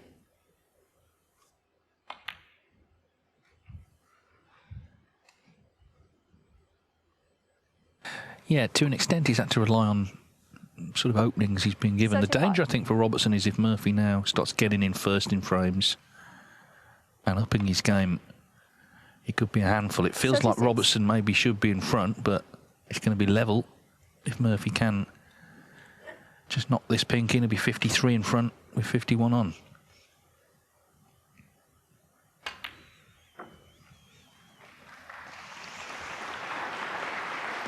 Robertson may have felt he was unfortunate, that kiss that promoted the red, but 42. the fact is he did miss the pink.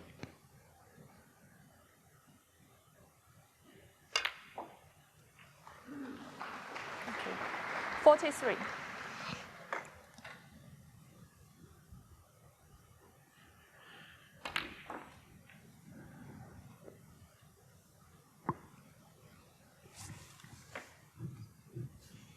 48.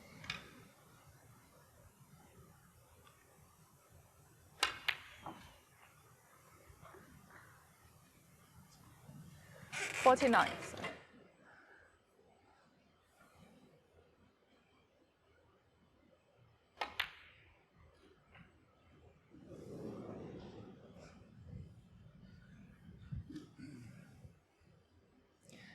55.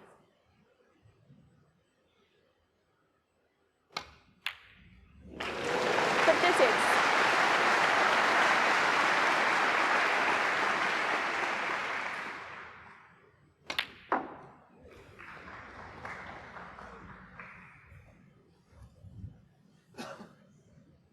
62. Crowd certainly enthusiastic. I'm sure a lot of them watching live snooker this week for the first time. Seeing these great players up close.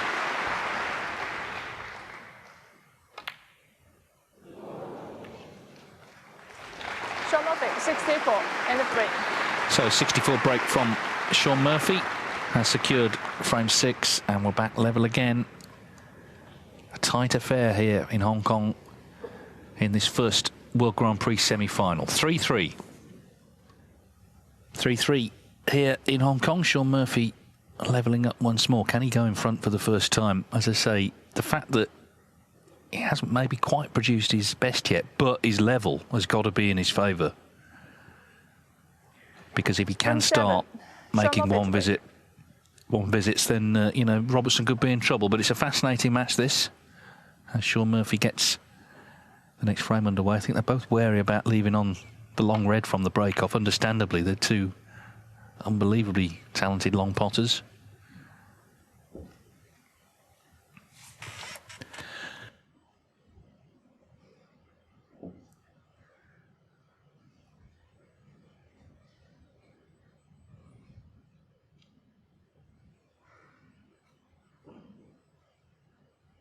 Well, for the third frame in a row, a similar long red has been left, but these are so difficult. We've seen the previous two being knocked in.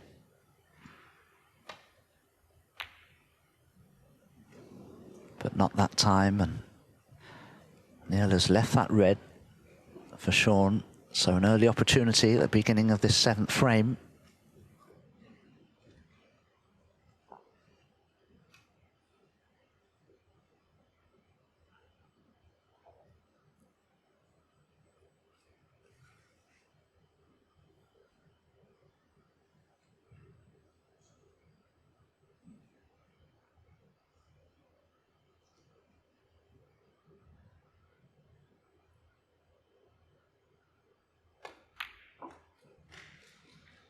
One.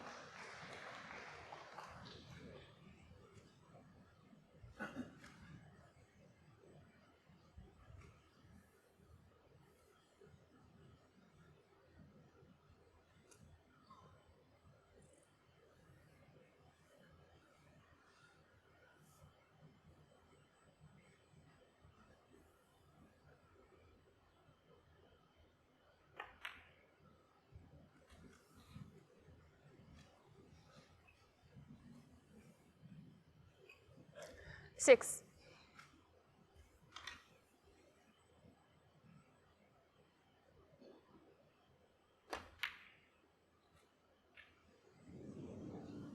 Shaun will be so disappointed with that positional error. Just caught the black instead of going in and around it to play it into the same pocket as the red. Don't know if that was a little bit of a loss of concentration. Just a fraction too much backspin on the cue ball, and that's end of break, I'm afraid.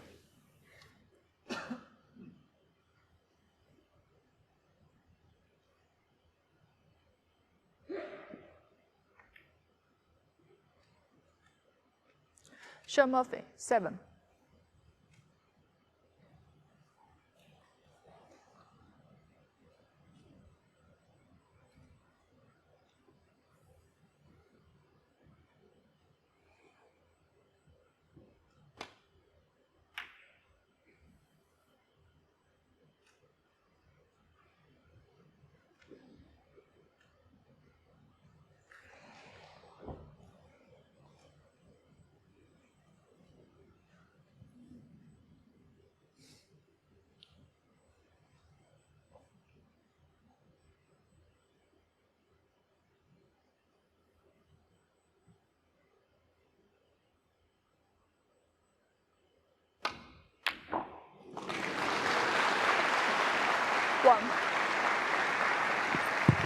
Well, not so much potted as dismissed, that red. They're just both so dangerous, aren't they, from long range?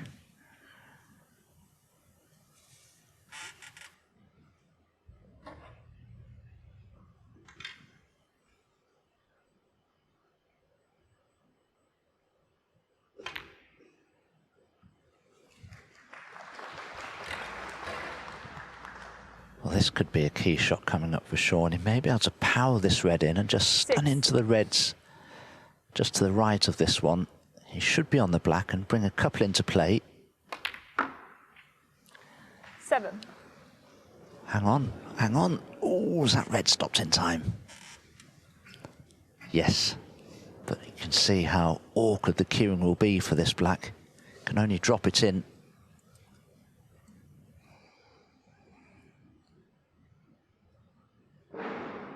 And if he does drop it in, are all these reds covering one another? Not a guarantee to land on a red here. Well, the black's in. Has he found the gap to attempt the red to the right corner? 14.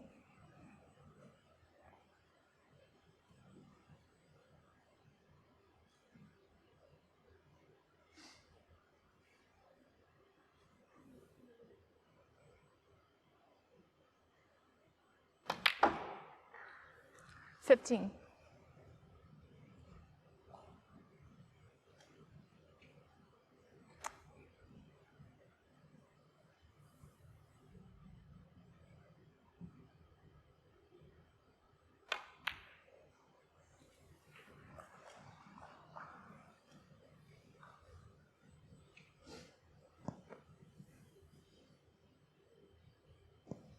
$21.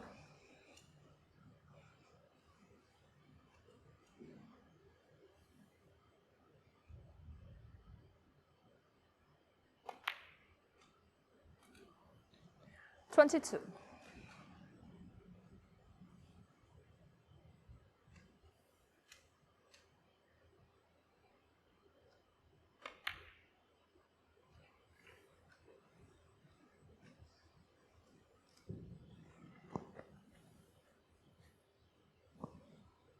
$28.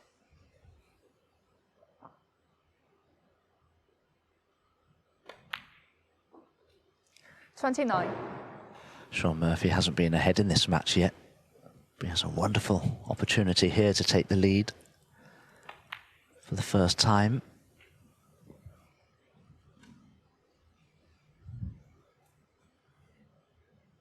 $36.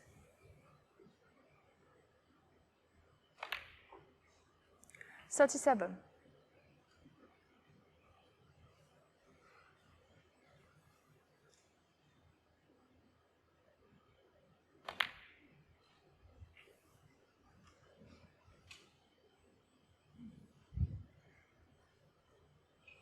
$44.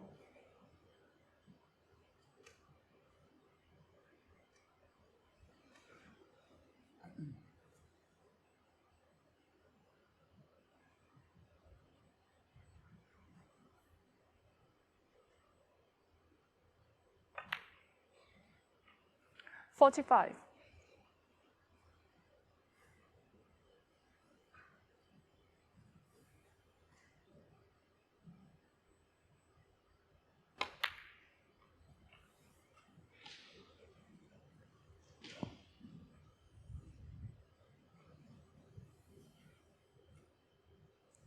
$51.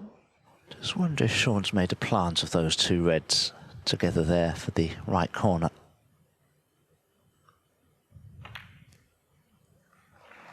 May be very 52. helpful to Shaun if they are a plant.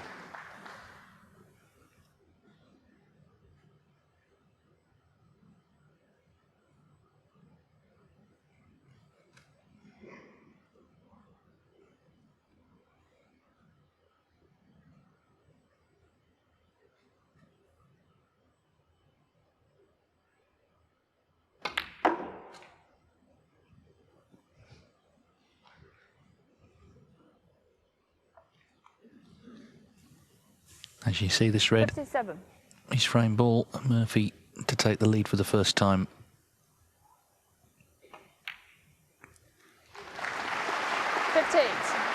This is the point I was making. He was winning frames earlier, not at his best. So if he starts playing his best, Neil Robertson has problems.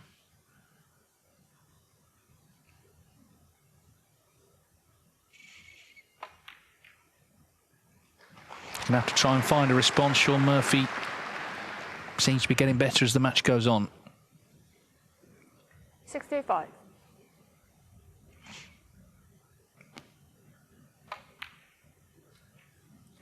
$66.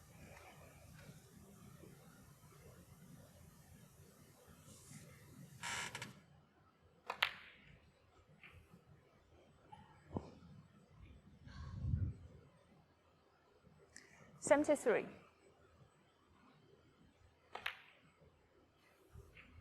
74. If you are just waking up, Neil Robertson started with 2 centuries. Shaun Murphy looking to make his first of this semi-final.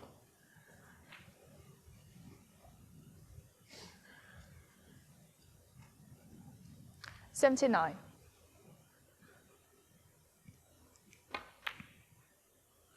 80. He went past 700 for his career this season.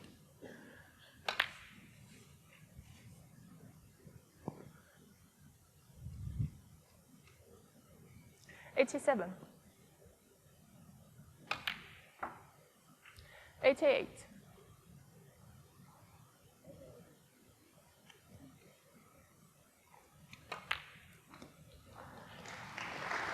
Well, it's been a lovely break. It started with the long red.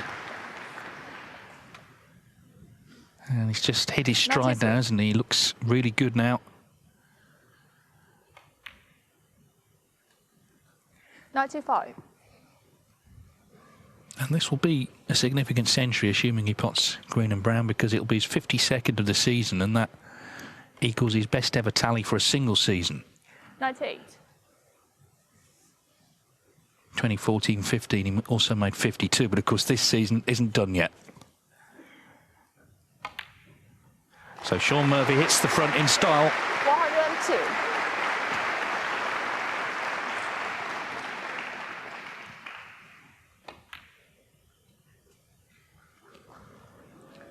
107.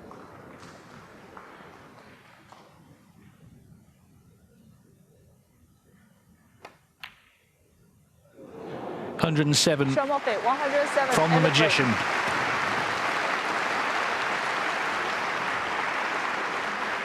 Won a couple of scrappy frames earlier, but that just sends the message to Neil Robertson that he's going to have to raise his own game. 4-3, Murphy leads. From 8, Neil Robertson to break.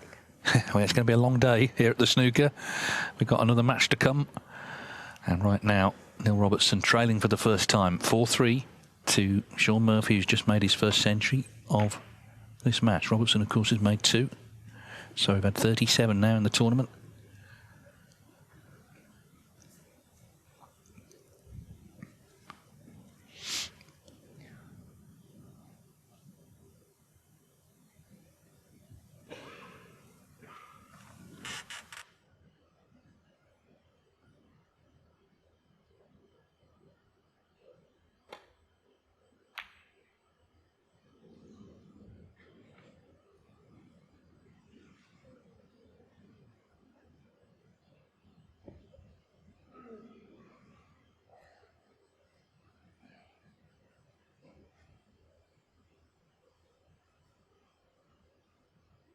This red would conceivably cut to the right centre, but I just wonder how Neil's feeling now, having lost the last 2 frames.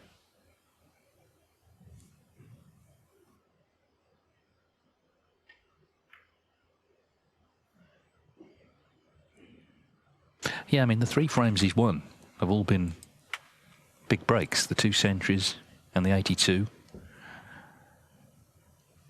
So it felt early on, certainly at 2-0, he had Murphy on the ropes, but he managed to get out of that 2 each at the interval, and now he's starting to look sort of better and better with each frame. Things can still turn back, though. Still a potential 4 frames to play here.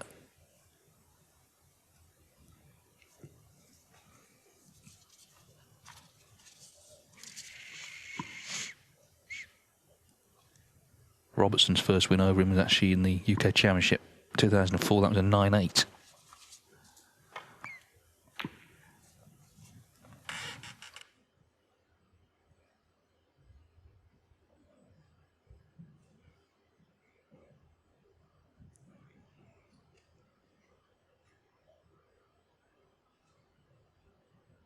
Now, we talk about the class of 92, but of course, these two and Mark Selby all came through within a year of each other. Mark was just a year later, 99. These were 98 when they turned pro. That's a pretty golden generation as well, isn't it? When you look at their achievements.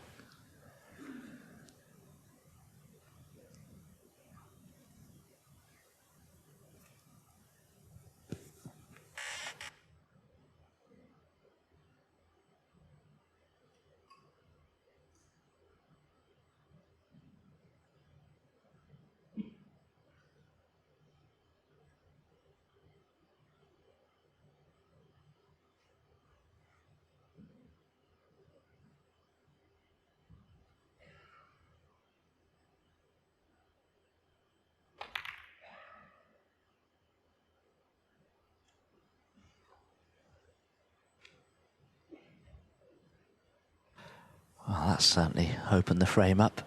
Shaun won't be pleased with the cue ball, though. Neil can potentially put him in trouble here if he could just find the top cushion with the cue ball. That's what you're always looking to do from a position like this. Closer that cue ball is to the top cushion, the less your opponent can do with it, and that's nicely played by Neil. Would have liked the cue ball just a couple or so more inches in behind the black.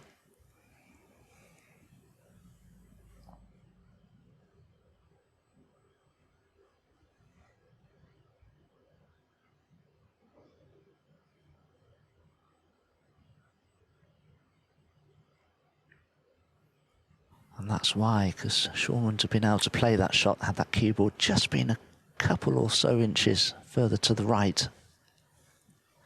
But I'm just wondering if there's a chance of a double here for Neil as we watch the roll up to the red again from Shaun.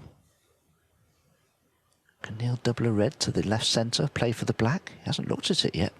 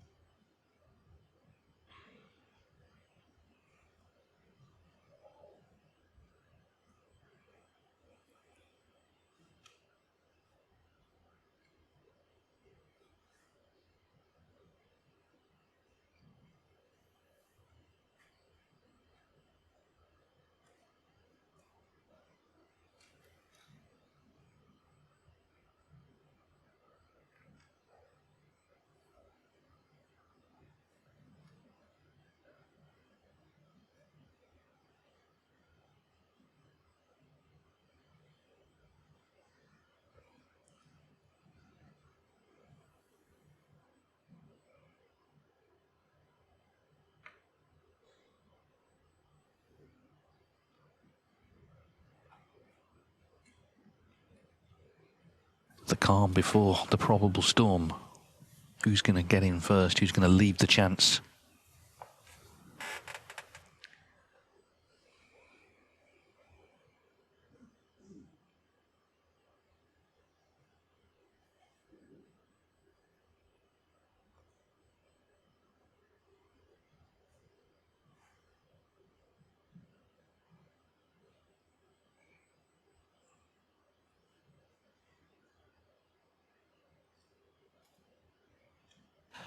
I think Shaun can just about roll up to the reds on the left-hand side. There's just enough room past the black. But you'd have to make sure that the pace was right. That's the advantage you see when you get the cue ball so close to the top cushion. Shaun can only play this top spin.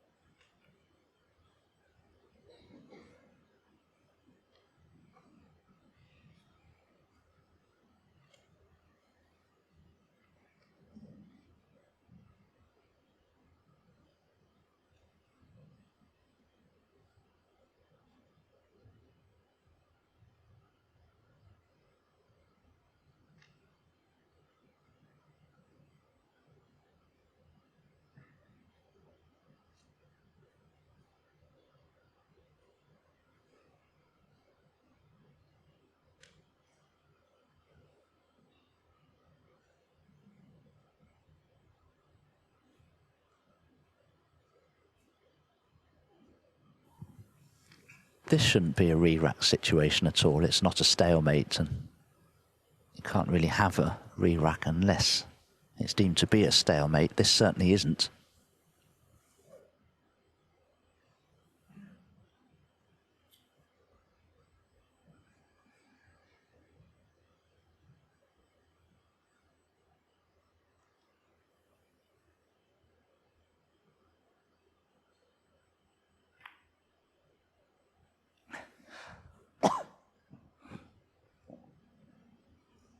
Well, Shaun finally has the chance to do something here with this shot. He can get to the back of the cue ball to return it to a similar position. But he could play it with a little bit more pace and bring a few reds into play. There are also a couple of potable balls here for Shaun to consider. Just depends how confident he's feeling. And the answer is very. Long way off. It's so difficult to pot balls like that when you know if you don't pot them it could cost you the frame, and goodness me, that mistake could easily cost him the frame now. Well, it's over to Neil Robertson. Murphy pushing the boat out, didn't work.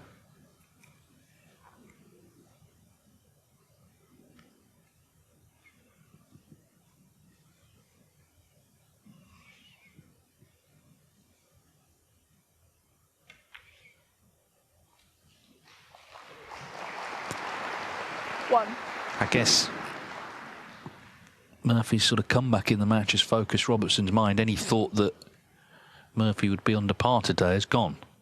He's got better as the match has gone on. But Neil Robertson has also played well, so a definite chance. And he's only potted one ball, but you look where the rest of them are, you feel there is a big break on.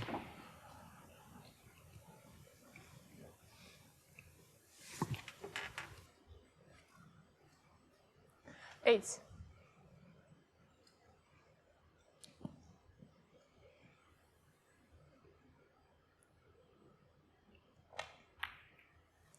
Nine.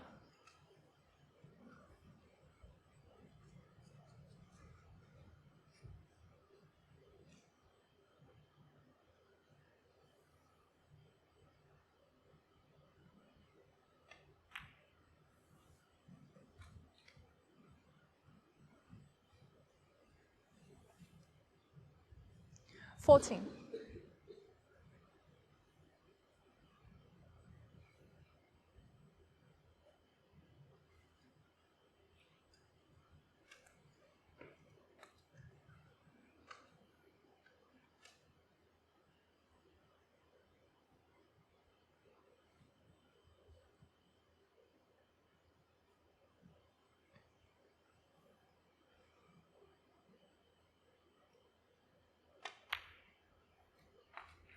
$15.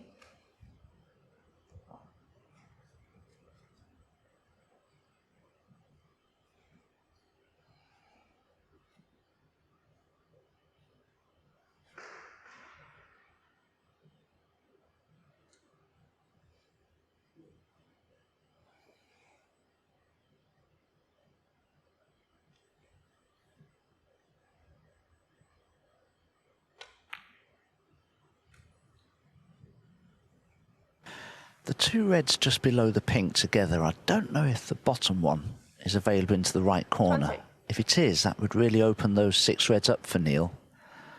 Otherwise, there could be a little awkward to get onto. But for now, at least, he's got these 4 or 5 reds in and around the bulk area to carry on with for now. 21.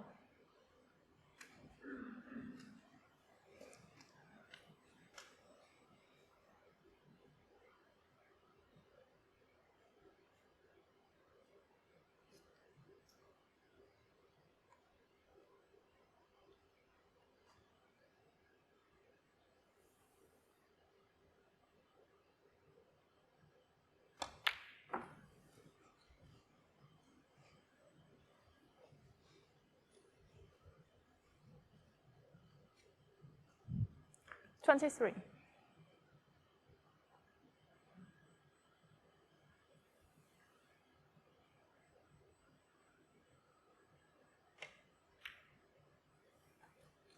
$24.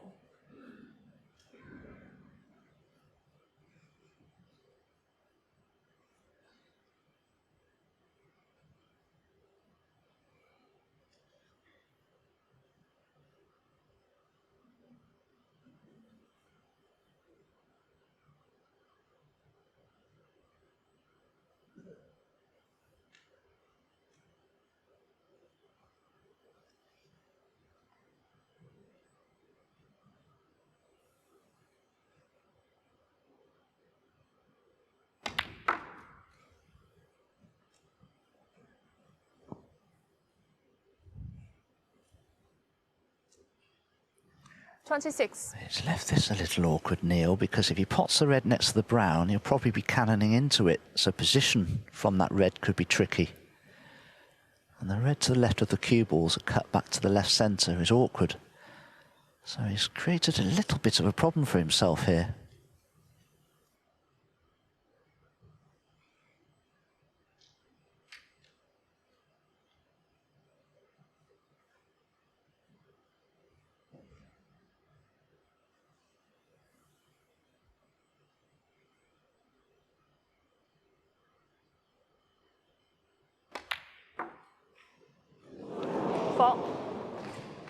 Neil Robertson, It was always a possibility, just flicking that brown, caused the cue ball to going off. It was a shot before that was the problem.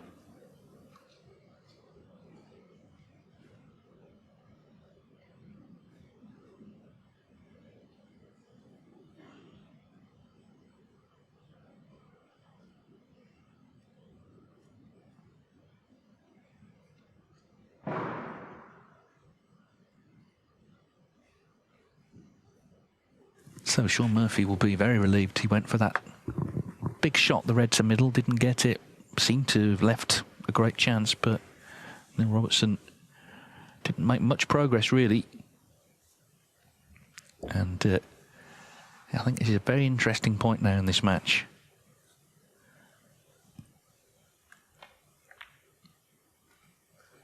One. What can Shaun Murphy make here? Because if he goes 5-3 up, just the natural confidence that he has, he's going to be hard to beat. Might just need one more chance after that to get it won.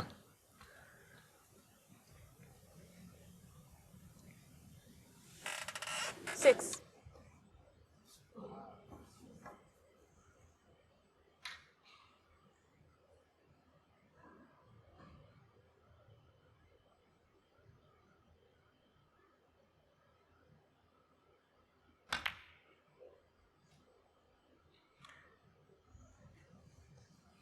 Thank you. Seven. Wow, does Shaun have any angle on this blue to work with? You only need just a fraction of angle. You can create more by powering the ball in with stun. You can just widen the angle, but he's the wrong side of the blue a touch here. So may have to play for the red near bulk. Oh, he's played this nicely, but it doesn't mean the pot's a simple one. 12.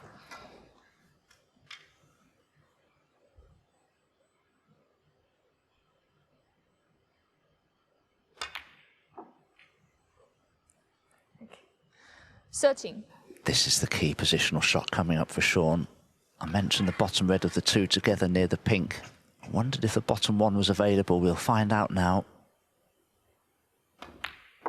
It wasn't, so Shaun's played the cannon. And that's worked out very nicely. You can pop the red to the right corner, stun into the red just above it, and hold for the pink 18. to the right centre.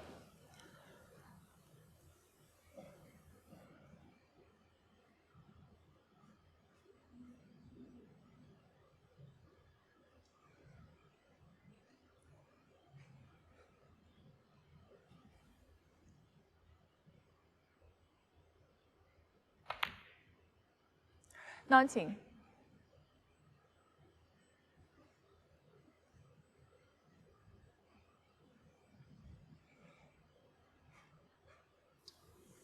I think the red just to the left of the pink spot will pot anyway. So it didn't need to cannon it into a better position. Great chance here to go within a frame of victory. He's taken the lead just by 3 25. points now.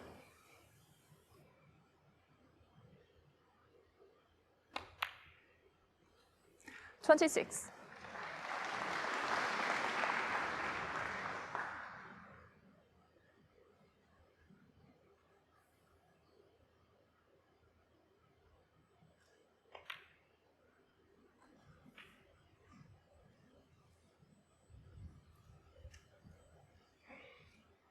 $33. So it looks like Robertson's electrifying start has fizzled out.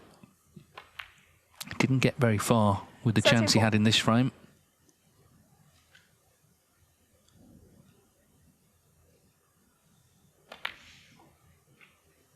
be concerned now. He's going to have to win the last 3 to stay in the tournament.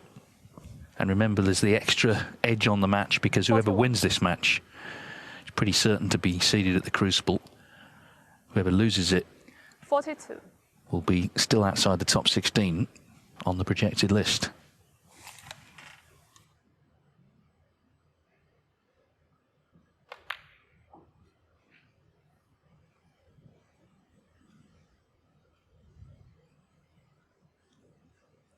$49.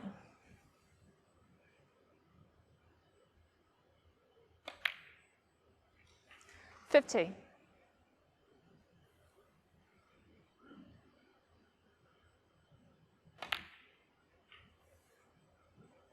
So this is the ball. He just checks the scores.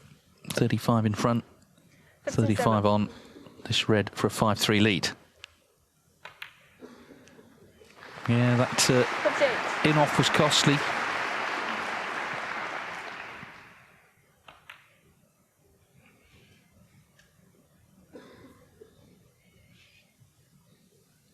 $63.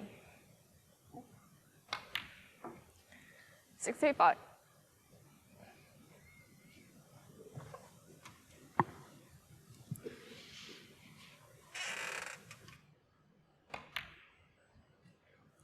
$68. One thing that Shaun always does is maintain his speed of play no matter what the situation. Neil Robertson 72. doesn't do that. When the pressure's on or if he's struggling, he gets slower and slower and slower. It doesn't suit him. Yeah, I think in snooker, as Shaun goes round the houses, it's the balance between thinking but not overthinking. And it's quite a narrow sort of gap between the two sometimes.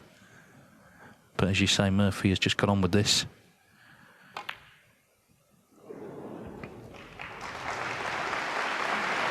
Yeah, a telling contribution, that 79 from Shaun Murphy. So he's made his move.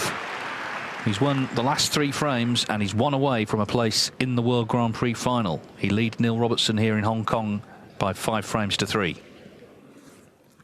So Shaun Murphy leads 5-3. He was 3-2 down. He needs 1 more to reach the World Grand Prix final. Neil Robertson very quick to the table there, wasn't he? He's keen to get on with this now, try and find a way in and get that form back from early in the match when he made the 2 centuries to lead 2-0.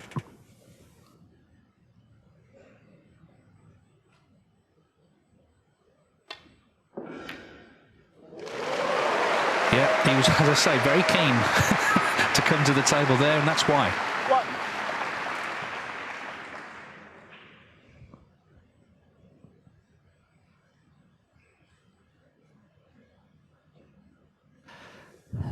But once again, this isn't a great opportunity yet because of the break-off from Shaun has tied the black up. Neil won't like that.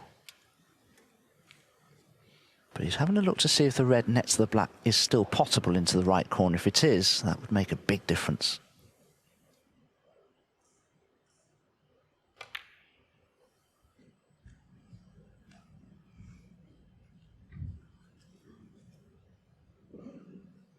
$3.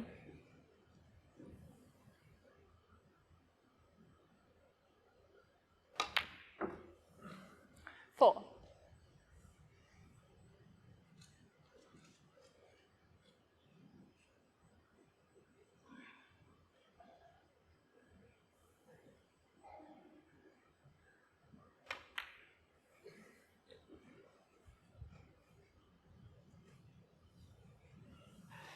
Maybe straight enough on this red to screw back for the blue to go into the pack. 10. But if that red nets the black is potable, he'd be playing for it here. Obviously isn't potable. Needs a bit of luck, needs that red to keep moving, and I think it has. 15. Secondary applause from the audience suggests that this red to the right centre is on.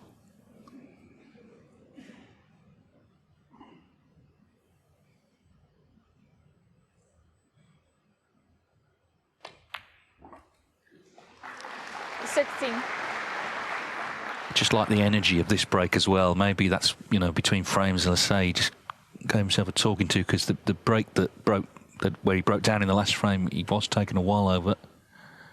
But as I say, he came right to the table after the break off. It's my turn now. And I'm going to try and make a frame-winning break.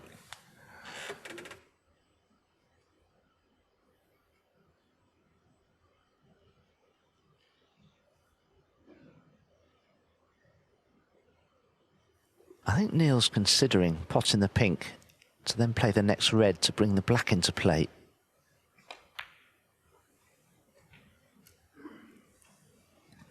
Pink spot is available, and the pink will pot into the left centre and the right corner. 22.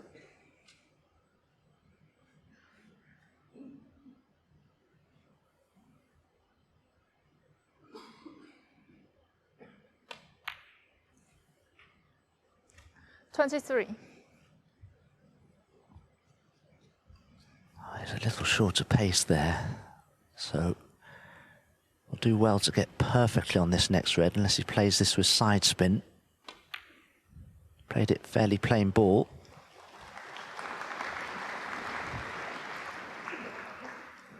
What sort of an angle does he have now to work with? 29.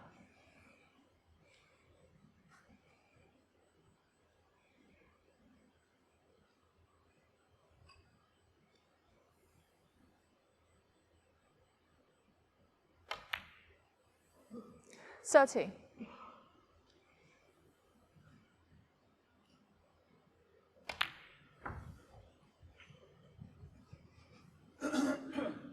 Of course, love to add Hong Kong to the list of places where he's won ranking events. It's quite a list, actually. 36. Bahrain, Austria, Latvia, and of course various UK cities. Also 4 ranking titles in China.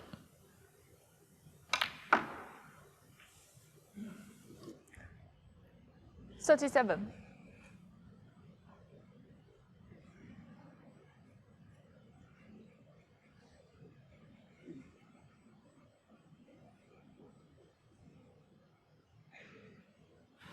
Didn't want the cannon on the blue, but it may not have finished too badly.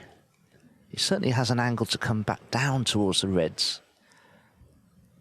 Oh, he obviously thinks it's too thin to go into the pack, so he's having to play the pink. This is tricky.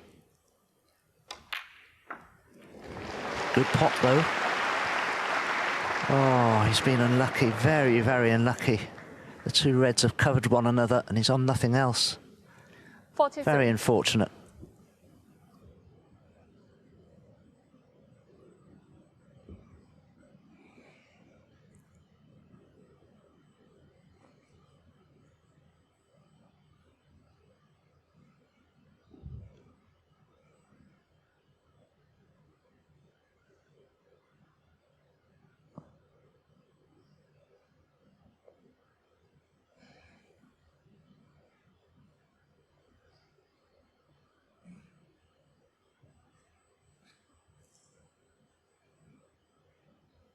He's in quite a predicament here, Neil. He's got to be very careful. That 43 points lead could mean nothing if he makes a mistake here with the reds positioned where they are. He's got to make sure he hides that red that's nearest the left corner. It's not going to be easy to play a safety into bulk here without leaving a pot on of some sort. Yeah, he was very unlucky there. But these are the challenges you've got to try and get over. So frustrating, though, that a game so reliant on skill is also at times reliant on just a little bit of run at the right time.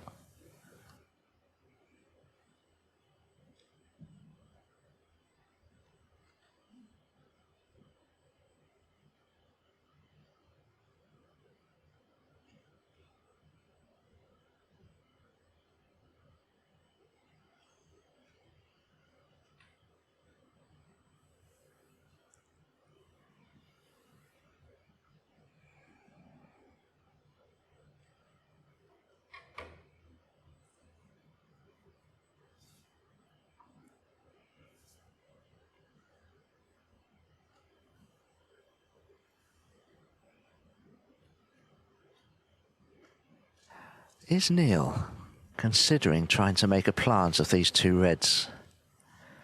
Well, that's how desperate the situation is.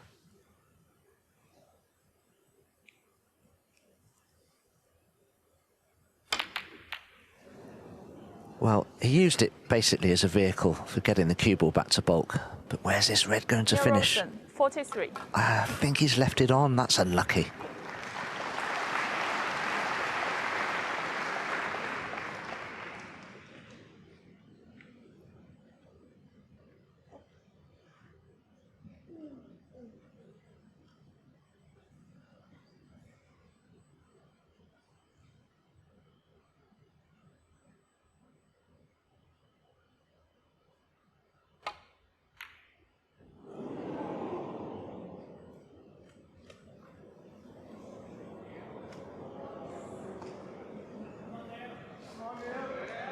It was thin and he's missed it, and Robertson delighted to be able to effectively pick up where he left off here.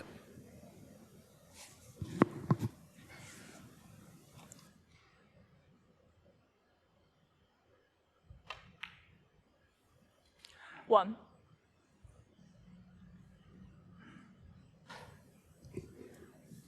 Still needs a good positional shot here, Neil.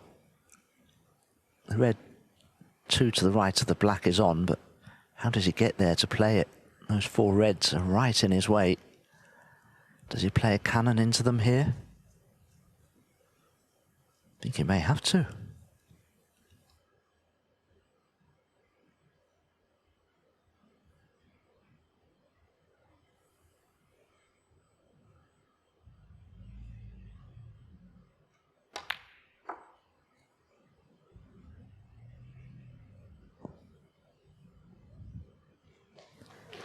Played that really well. 5. Sometimes you forget that Neil's left-handed. He was able to reach the brown. That made a big difference there.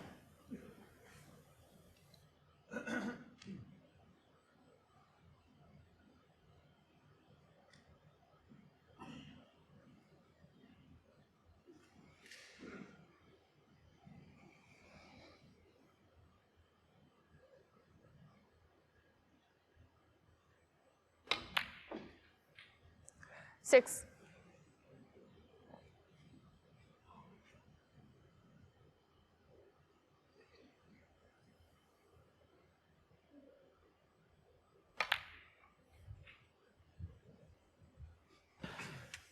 Problem for Neil is he will need one of the 5 remaining reds once he's potted this red to the right corner. And they're all tied up, as you can see. So Shaun Murphy not quite out of this frame yet.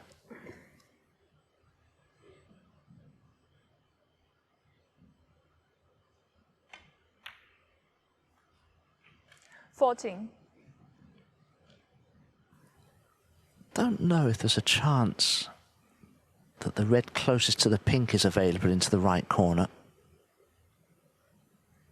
Obviously not. And Neil must be fairly straight on the black to be looking at a long red to the green pocket.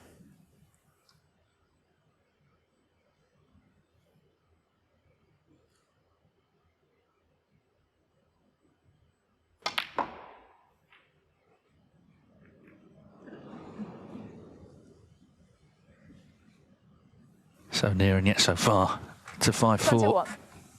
Just looking for that extra red. Just gets on a red there, surely frame done.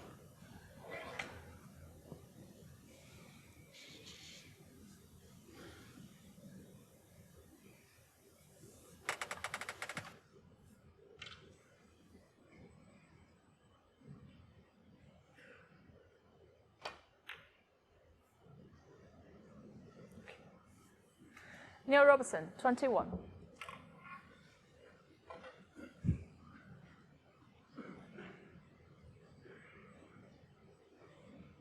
Well, surely the 2 reds at the top of that group of 3 aren't a plant, are they, for the right corner? Having said that, Shaun needs very high value colours with the remaining reds. He's only got 2 points to play with, being 64 behind, with 67 on.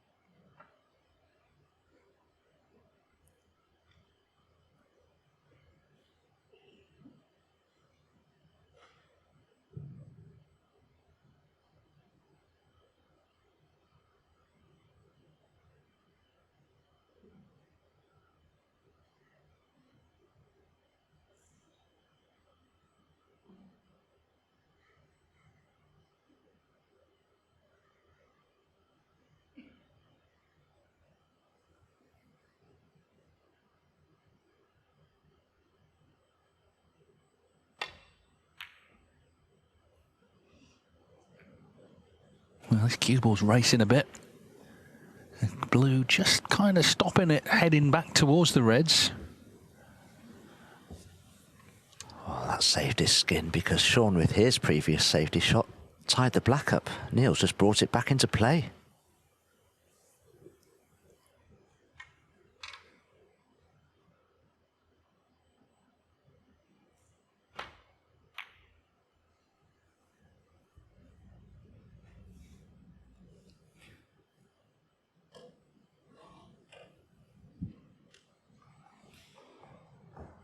Very nearly left that on. He's got tense. Obviously, Robertson just looking for one red to take us into frame 10. But we've seen so many frames, of course. One from this sort of position, just one chance sometimes is needed for the player trailing.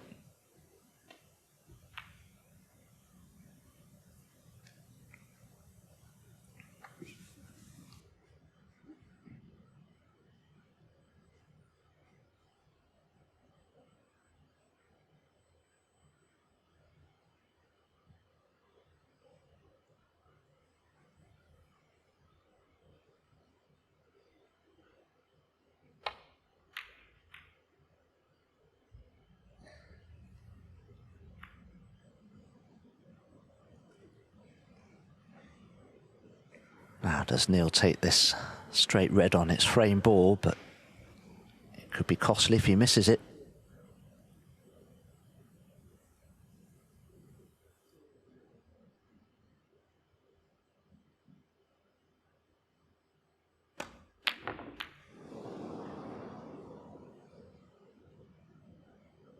Well, he's brought the safe red off the cushion there.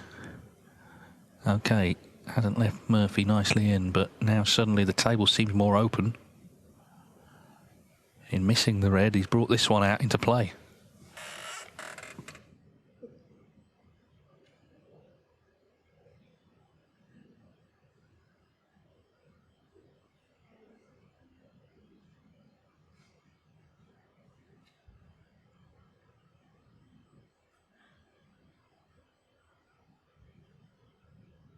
Hasn't finished badly, that, for Neil. Shaun can't risk playing a safety shot into bolt because both of those reds are potable.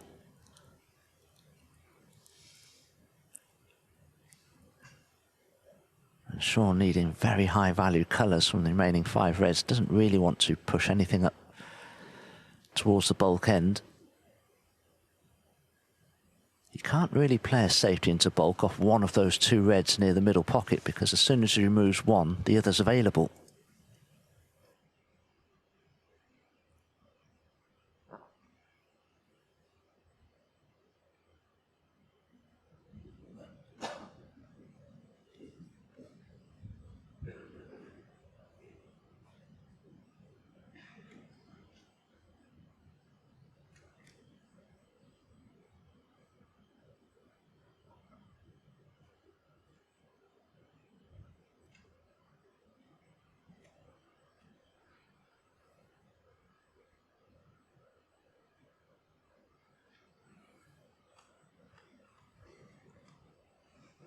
Neil's playing a dangerous game here. Shaun could potentially take this red on to the left centre. If it goes in, he's on the black.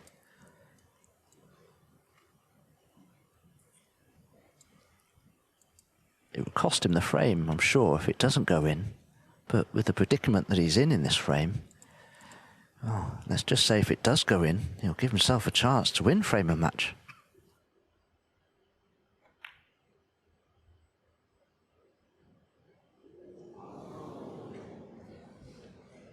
Rolled the dice, but now Neil Robertson has his chance to put away frame ball red and take us into frame 10.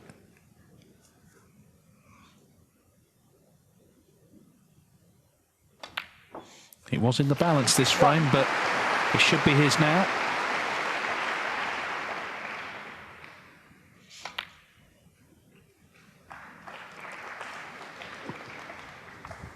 I think you always feel it'll be a close match between these two. It isn't always, of course, but this has turned into an exciting contest. 9.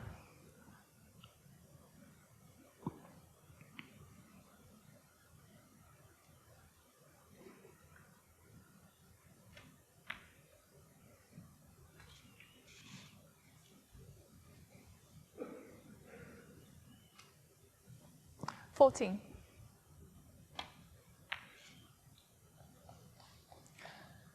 15.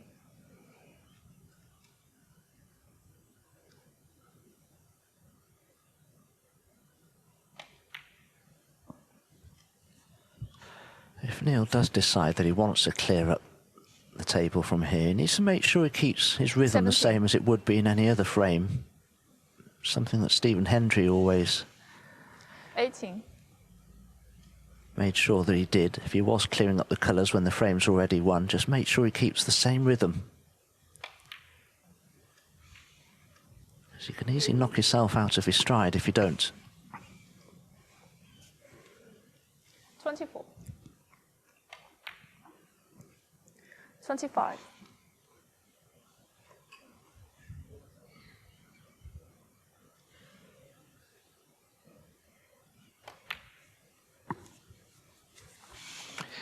Well, the match still very much in the balance. 28. 30. And of course, they're both well aware of the business with the seedings, with the Crucible. That's all in the background also. 6 weeks today, the greatest show in 33. snooker begins. And they would both love to be there, of course, as of right, as seeded players, rather than going through the minefield that is qualifying. Neil Robertson had to go there last year, didn't make it through.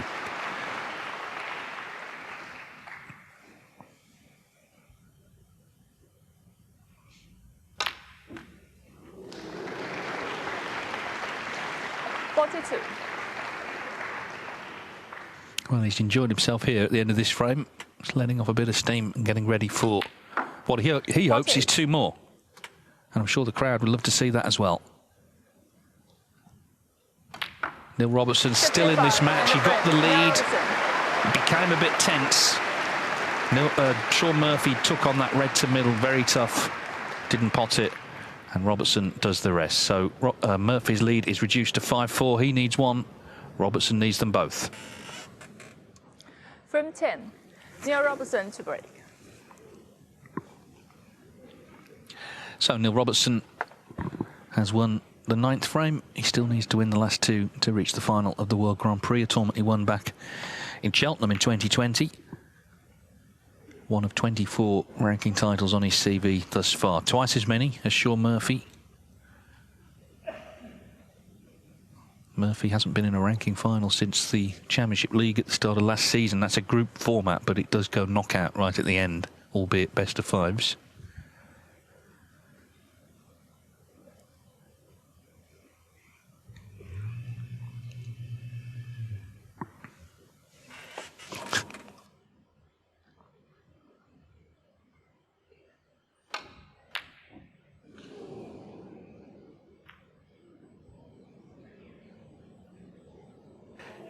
Run of the ball in snooker can be so important. But that red that Shaun's attempted is possible for Neil. The black will pot into the right corner. The red's available just next to it. Good chance.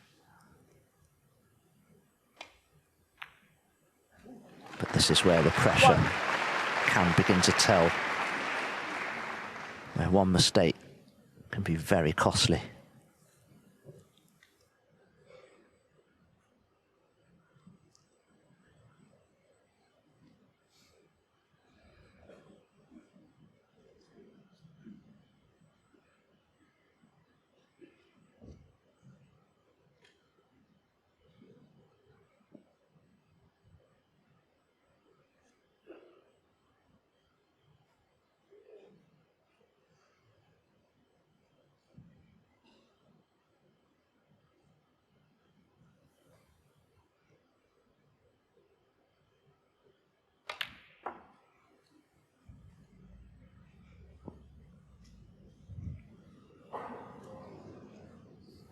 He's been unlucky there. I like the shot that he played. He just needed to counter that red more fully.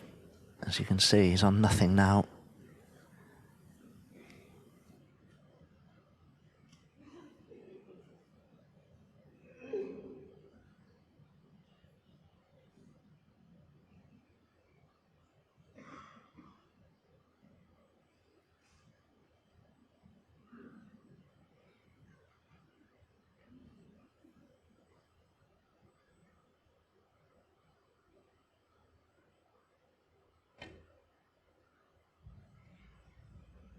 Neil Robertson 3.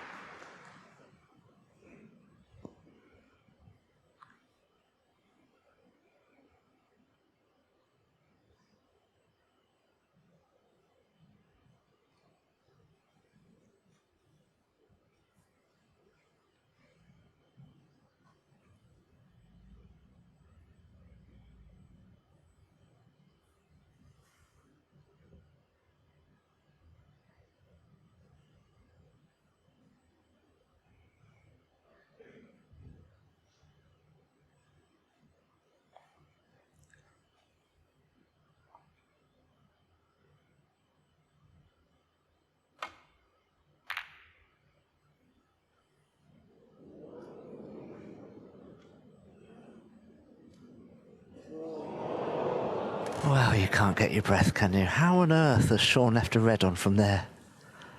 Very unfortunate again. Yeah.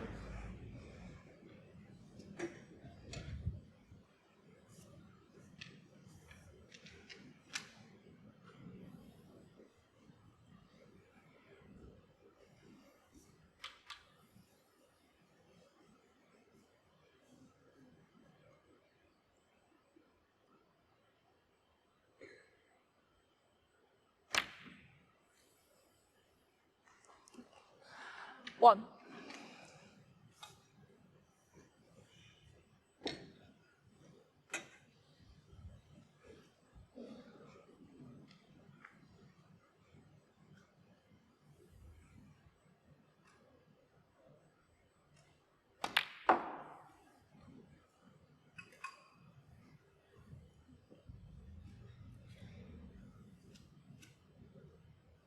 Five.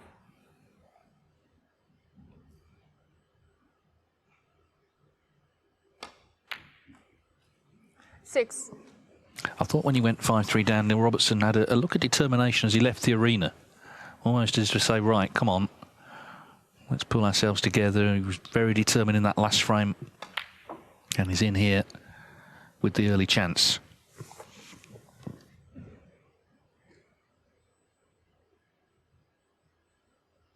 Thirteen.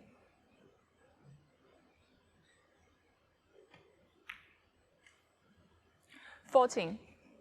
Now, does Neil use this opportunity to go into the pack of reds?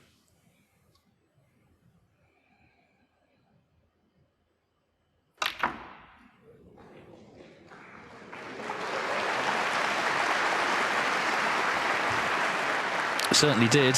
21.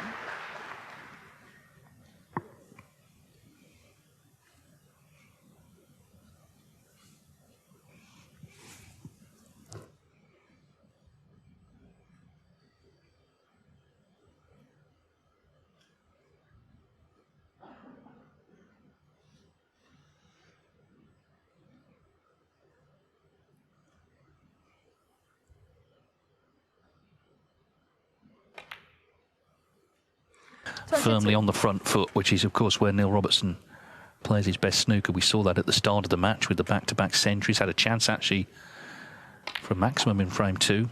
Broke down on 104. It's in his hands to take us the full distance. 28. Oh, he won't be pleased with that positional shot. He has a red to the left centre, which isn't good positionally. This red to the right corner isn't great either. Oh, well, it was okay. 29. He was just about able to hold for the pink. As you can see, all these reds are covering one another to this left corner.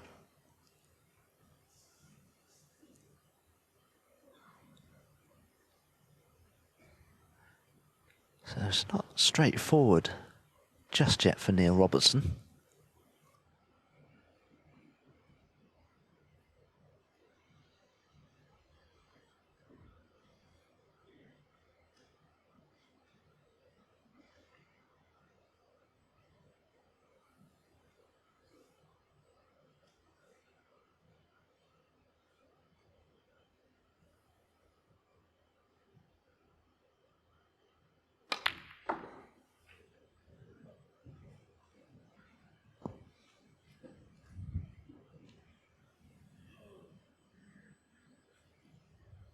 35.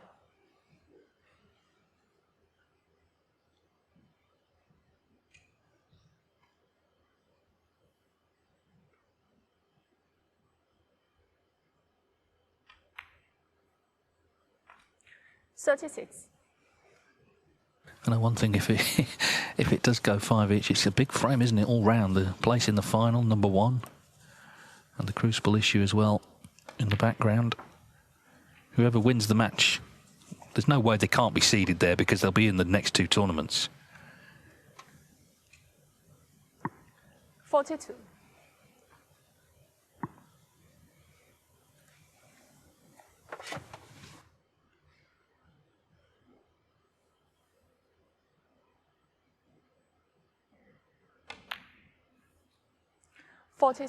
No matter what happens here, from Neil Robertson's point of view, it's been a big success this season. From that of his previous couple of seasons, he's already won well over twice as much prize money this season as last.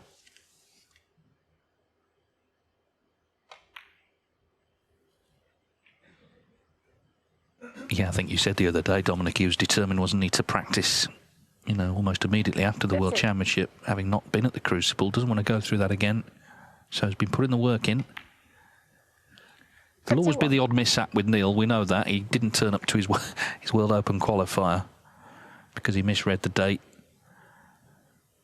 But when he is here, he's as dangerous as anybody.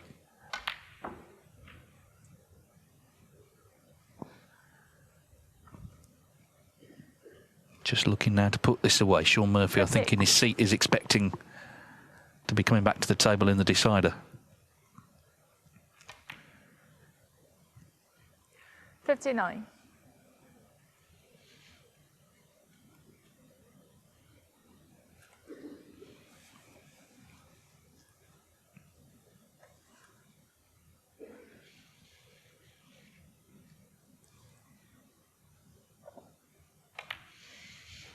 So he's done what he had to do from 5-3 down, and he's done it well. He's really dominated these 2 frames. 65.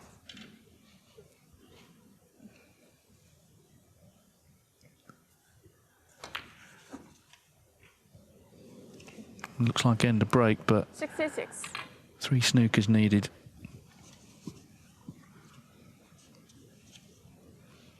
(16-12) to Robertson on the head-to-head. He leads Murphy and deciders 7-3.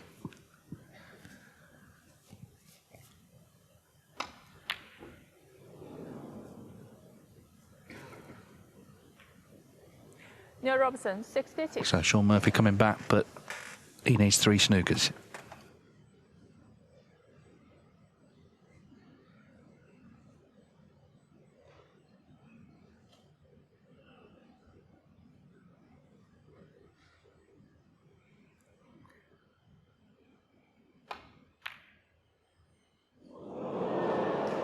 And that is that. He's going to do the gentlemanly thing, I think, and allow Robertson to play the frame out. 1.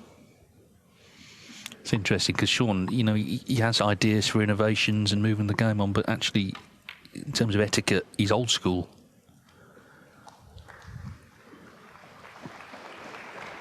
8.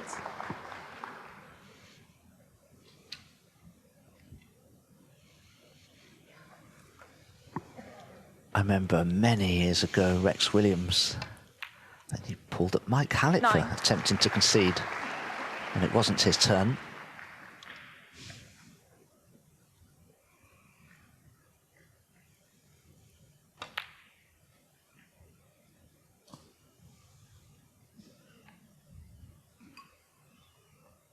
$16. 17.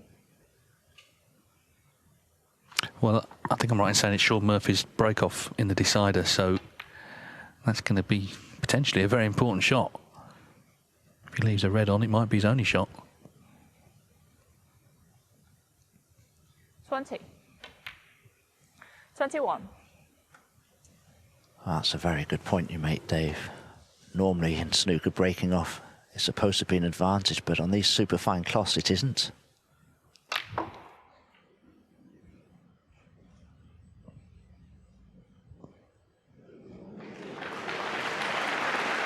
Yeah, and it really was the gentlemanly thing as well to allow Neil Robertson this little visit just to release a bit of tension,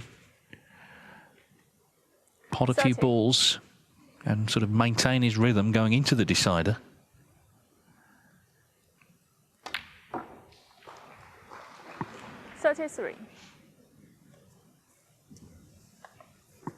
It always had the feel of being a close match, and that's exactly how it's panned out. It's been good viewing. Robertson's had 2 centuries, Murphy 1. There's been other breaks, there's been drama. Not real close frames. I wonder if the decider might be one. 42.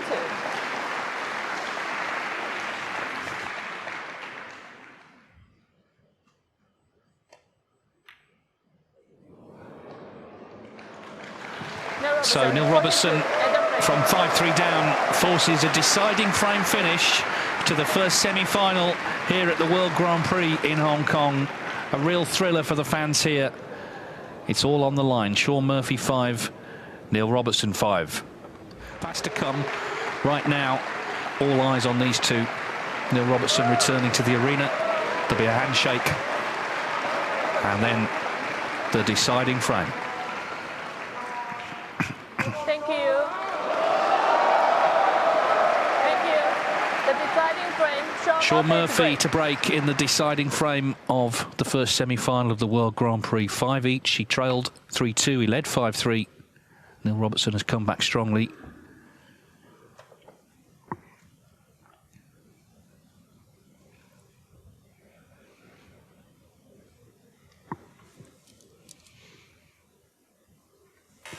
That's everything he was saying about the break-off shot, Dave. There has been a red left, possibly for either corner for Neil. He's looking at the one to the left corner. He's wondering whether the cue ball cannon into the black or not. That's the easier pot of the two. And the cue ball would be returning towards bulk for a choice of bulk colour, as long as that cue ball doesn't cannon into the black, which I think it may do. So he's now looking at the straightish red to this right corner. I think he wants to take it on, but how does he play it? Does he run through for the black or screw back for a bulk colour? The latter, it would seem.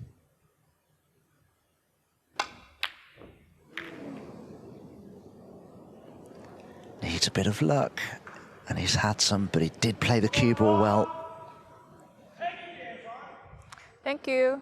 Well, the crowd are certainly getting involved, and it's good to see a good audience for this match, because they haven't been particularly good during the week, but the weekend traditionally is where people come out, of course.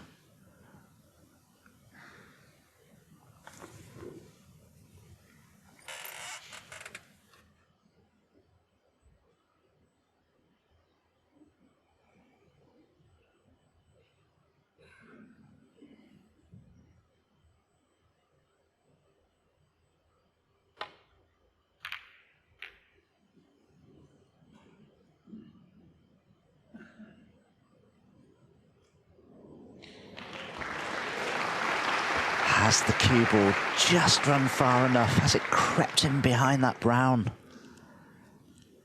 We're talking fractions here. That red that's nearest the left corner would certainly have been on for Neil. If it was on, he'd be downplaying it by now. Just look at the position of the reds now. One mistake could easily cost the match.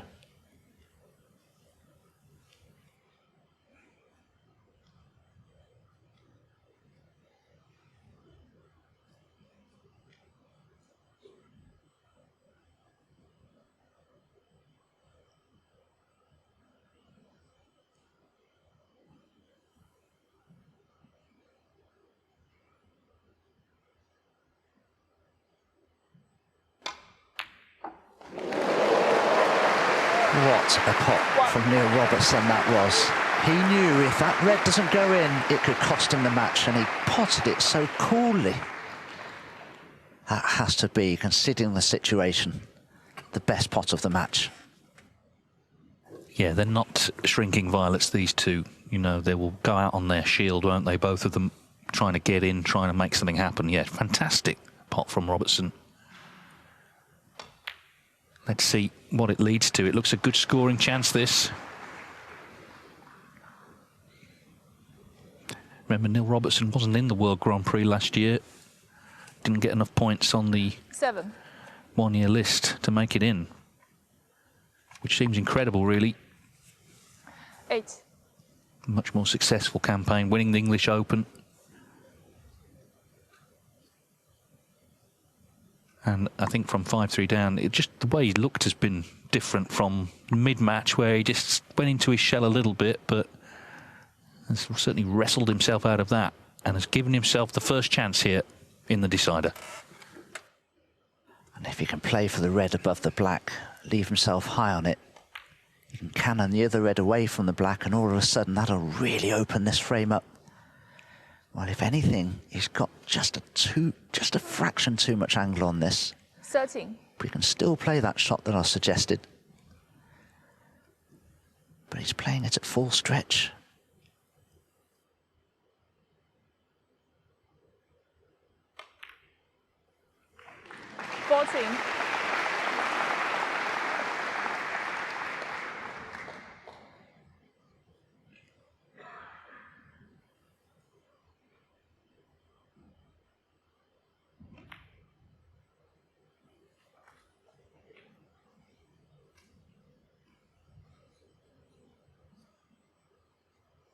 $21.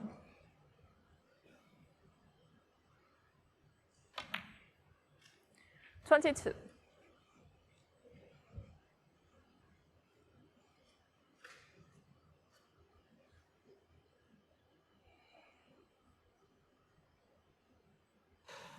Neil Robertson came into this match with a 16-12 advantage in their respective head-to-heads.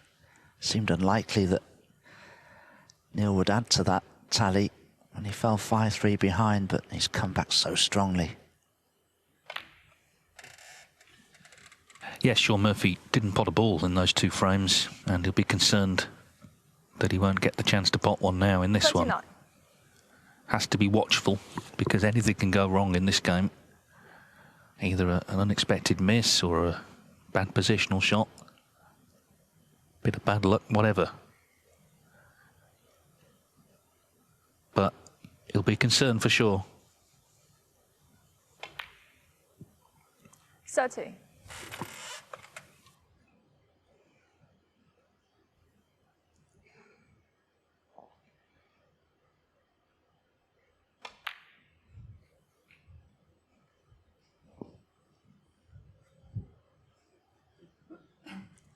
$37.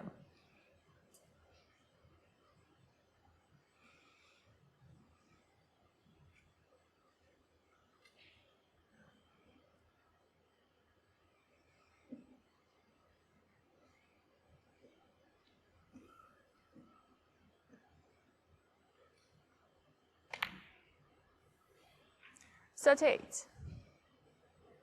I think he suffered a bit of a kick there, Neil. Slightly awkward now on this black.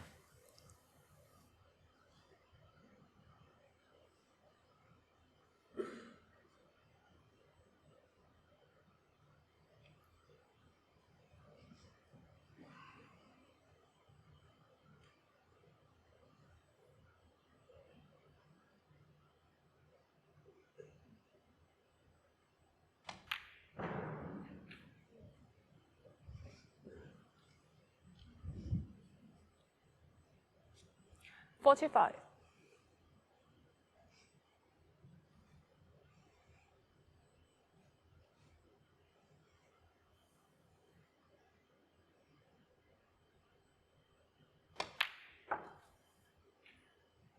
$46.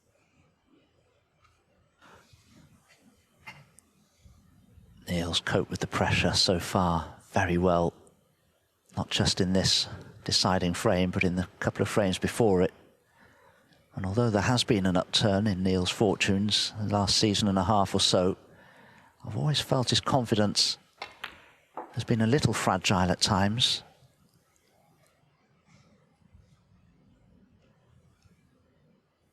$51.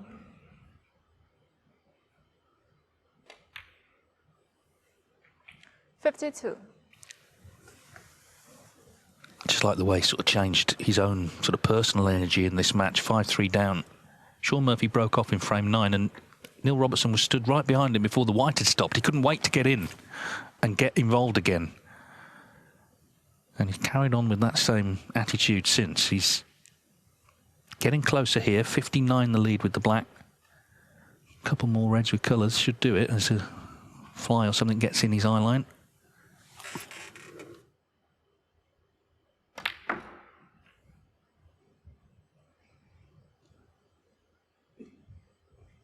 Just potted that black too cleanly. That's why he hasn't come up the table far enough for this red nearest the left corner. Don't think he can hold for the black now. He'd be probably cannoning into the red if he tried to. So he's just stunned clear of it to try to get onto the blue, and it's gone wrong. Not quite over the line yet. All of a sudden, he's faced with a pressure blue if he wants to take it on. Doesn't have to. You get the feeling he will, but like you say, big pressure on it.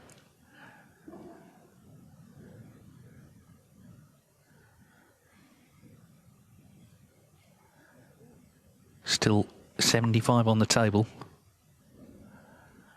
Big shot, this blue. Feels like a match winner.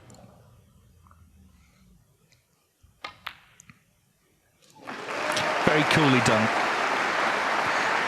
How did this man ever drop out of the top 16? What a player Neil Robertson is in full flow. The most successful non-British player in snooker history. So red and a colour, and he's in the final.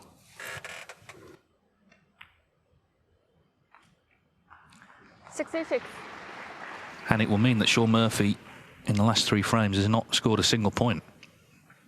That's the brutal nature of this game. At this level, with these world-class players, you don't have to do much wrong.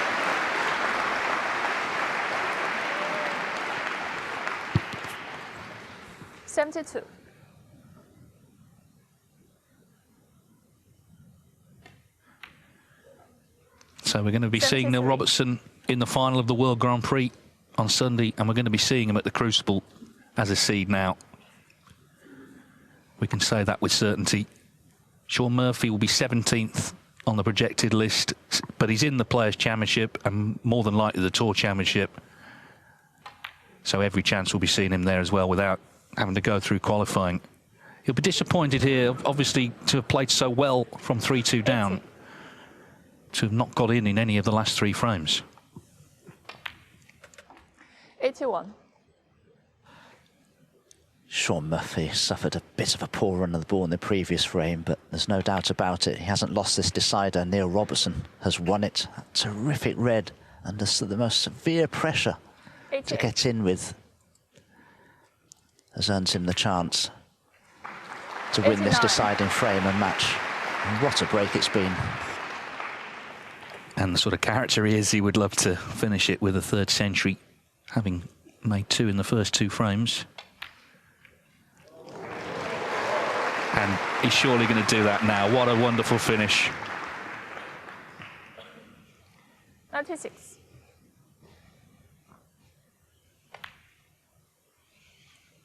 $97.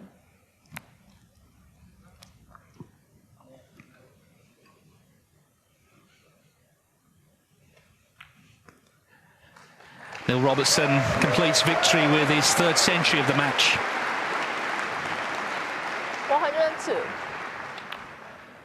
103. He has played the perfect deciding frame.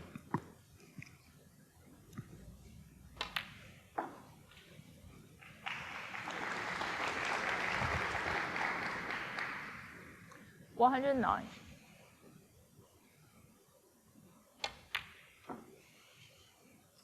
111. Chasing down ranking title number 25. And the 2nd of the season. 114.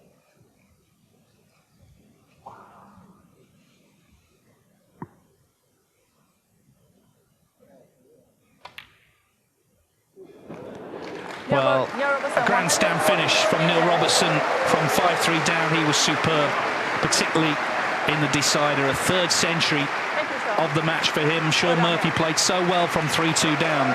to get to the brink. But Neil Robertson is the first man into the final of the World Grand Prix here in Hong Kong. A thoroughly entertaining match that was. The crowd got their money's worth, and they give both the players terrific ovation. But it's Neil Robertson, the winner, by 6 frames to 5. Neil, that was a great match. 2-0 up. Shaun pegs you back. He goes 5-3 up, 3 frames on the spin. Started with a break of 114, finished with a break of 114. It had a little bit of everything. It was a brilliant match. I thought that started off so well. Trying to make the 147 in the first frame there, and then followed up with the century of my own, and just a couple of difficult pots missed after that, and not too much else that I did wrong. And I think that Shaun played really well. He very aggressive, and he potted some tremendous balls to get into create frame winning opportunities. And so 5-3 down. I don't think I did too much wrong really. I thought that it was more down to Shaun's really good play than my sort of unforced errors. So, and when you're in your chair, when you haven't done too much wrong, it makes it easier to sort of like stay in the match and kind of, still really go for it. And so I think, winning the last 3 frames the way I did, I think it was a lot down to, me playing really well rather than Shaun kind of making any mistakes really. And, full compliments to him because, after the match, he said there's just nothing he can do about that last red. He said that was an unbelievable long red to get in to create, the match-winning visit. And, I know if I missed it, then I was giving him that chance. But I thought that 5-3 down, decider, and my hand was on the table, which increases the chance greatly of potting it. I just fully committed to the pot. I didn't try and screw back to balk or anything with any safety in mind because that then lowers the percentage of the red going in. I just fully committed to the shot, and it was probably the most sweetly struck shot I've hit all week. And I think that's indicative of the fact that your confidence is back. There's a little bit of the Robertson swagger back around the table. And when you're in full flow and you're feeling confident, you're very, very hard to beat. Yeah, but a massive part of that is the switch to the titanium ferrule, because there's a lot of long reds I've knocked in this week, and the Q power I'm generating. I haven't been able to play these shots for like 6 or 7 years. I didn't realise at the time when I had my brass ferrule taken off that it was sort of like damaged really. So I've been playing with effectively damaged equipment for the last sort of few years, and we emphasise a lot on how expensive a Q can be, but something like a ferrule which costs like 20 quid can make a massive difference. And I feel as though I got probably about 30% more power than what I did 5-6 years ago. The difference has been huge, and you've already seen it with some of the shots that I've been able to play this week. I think the pink that I played against Gilbert, I wouldn't be able to play that with my old ferrule. I wouldn't be able to.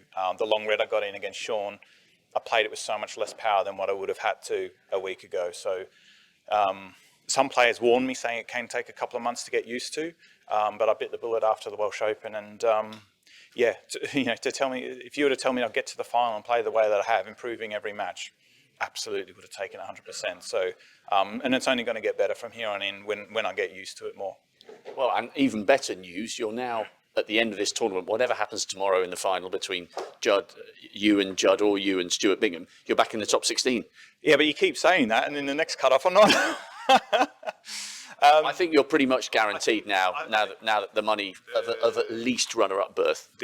For the Crucible seedings. Yeah, you're up to 12, 13 or 14. So there's a decent gap now between you and the rest of the 16. Yeah, and I'm in the players. I'm in the tour. Yes. So, and I know that there's quite a few guys who aren't in those events. So that's really pleasing.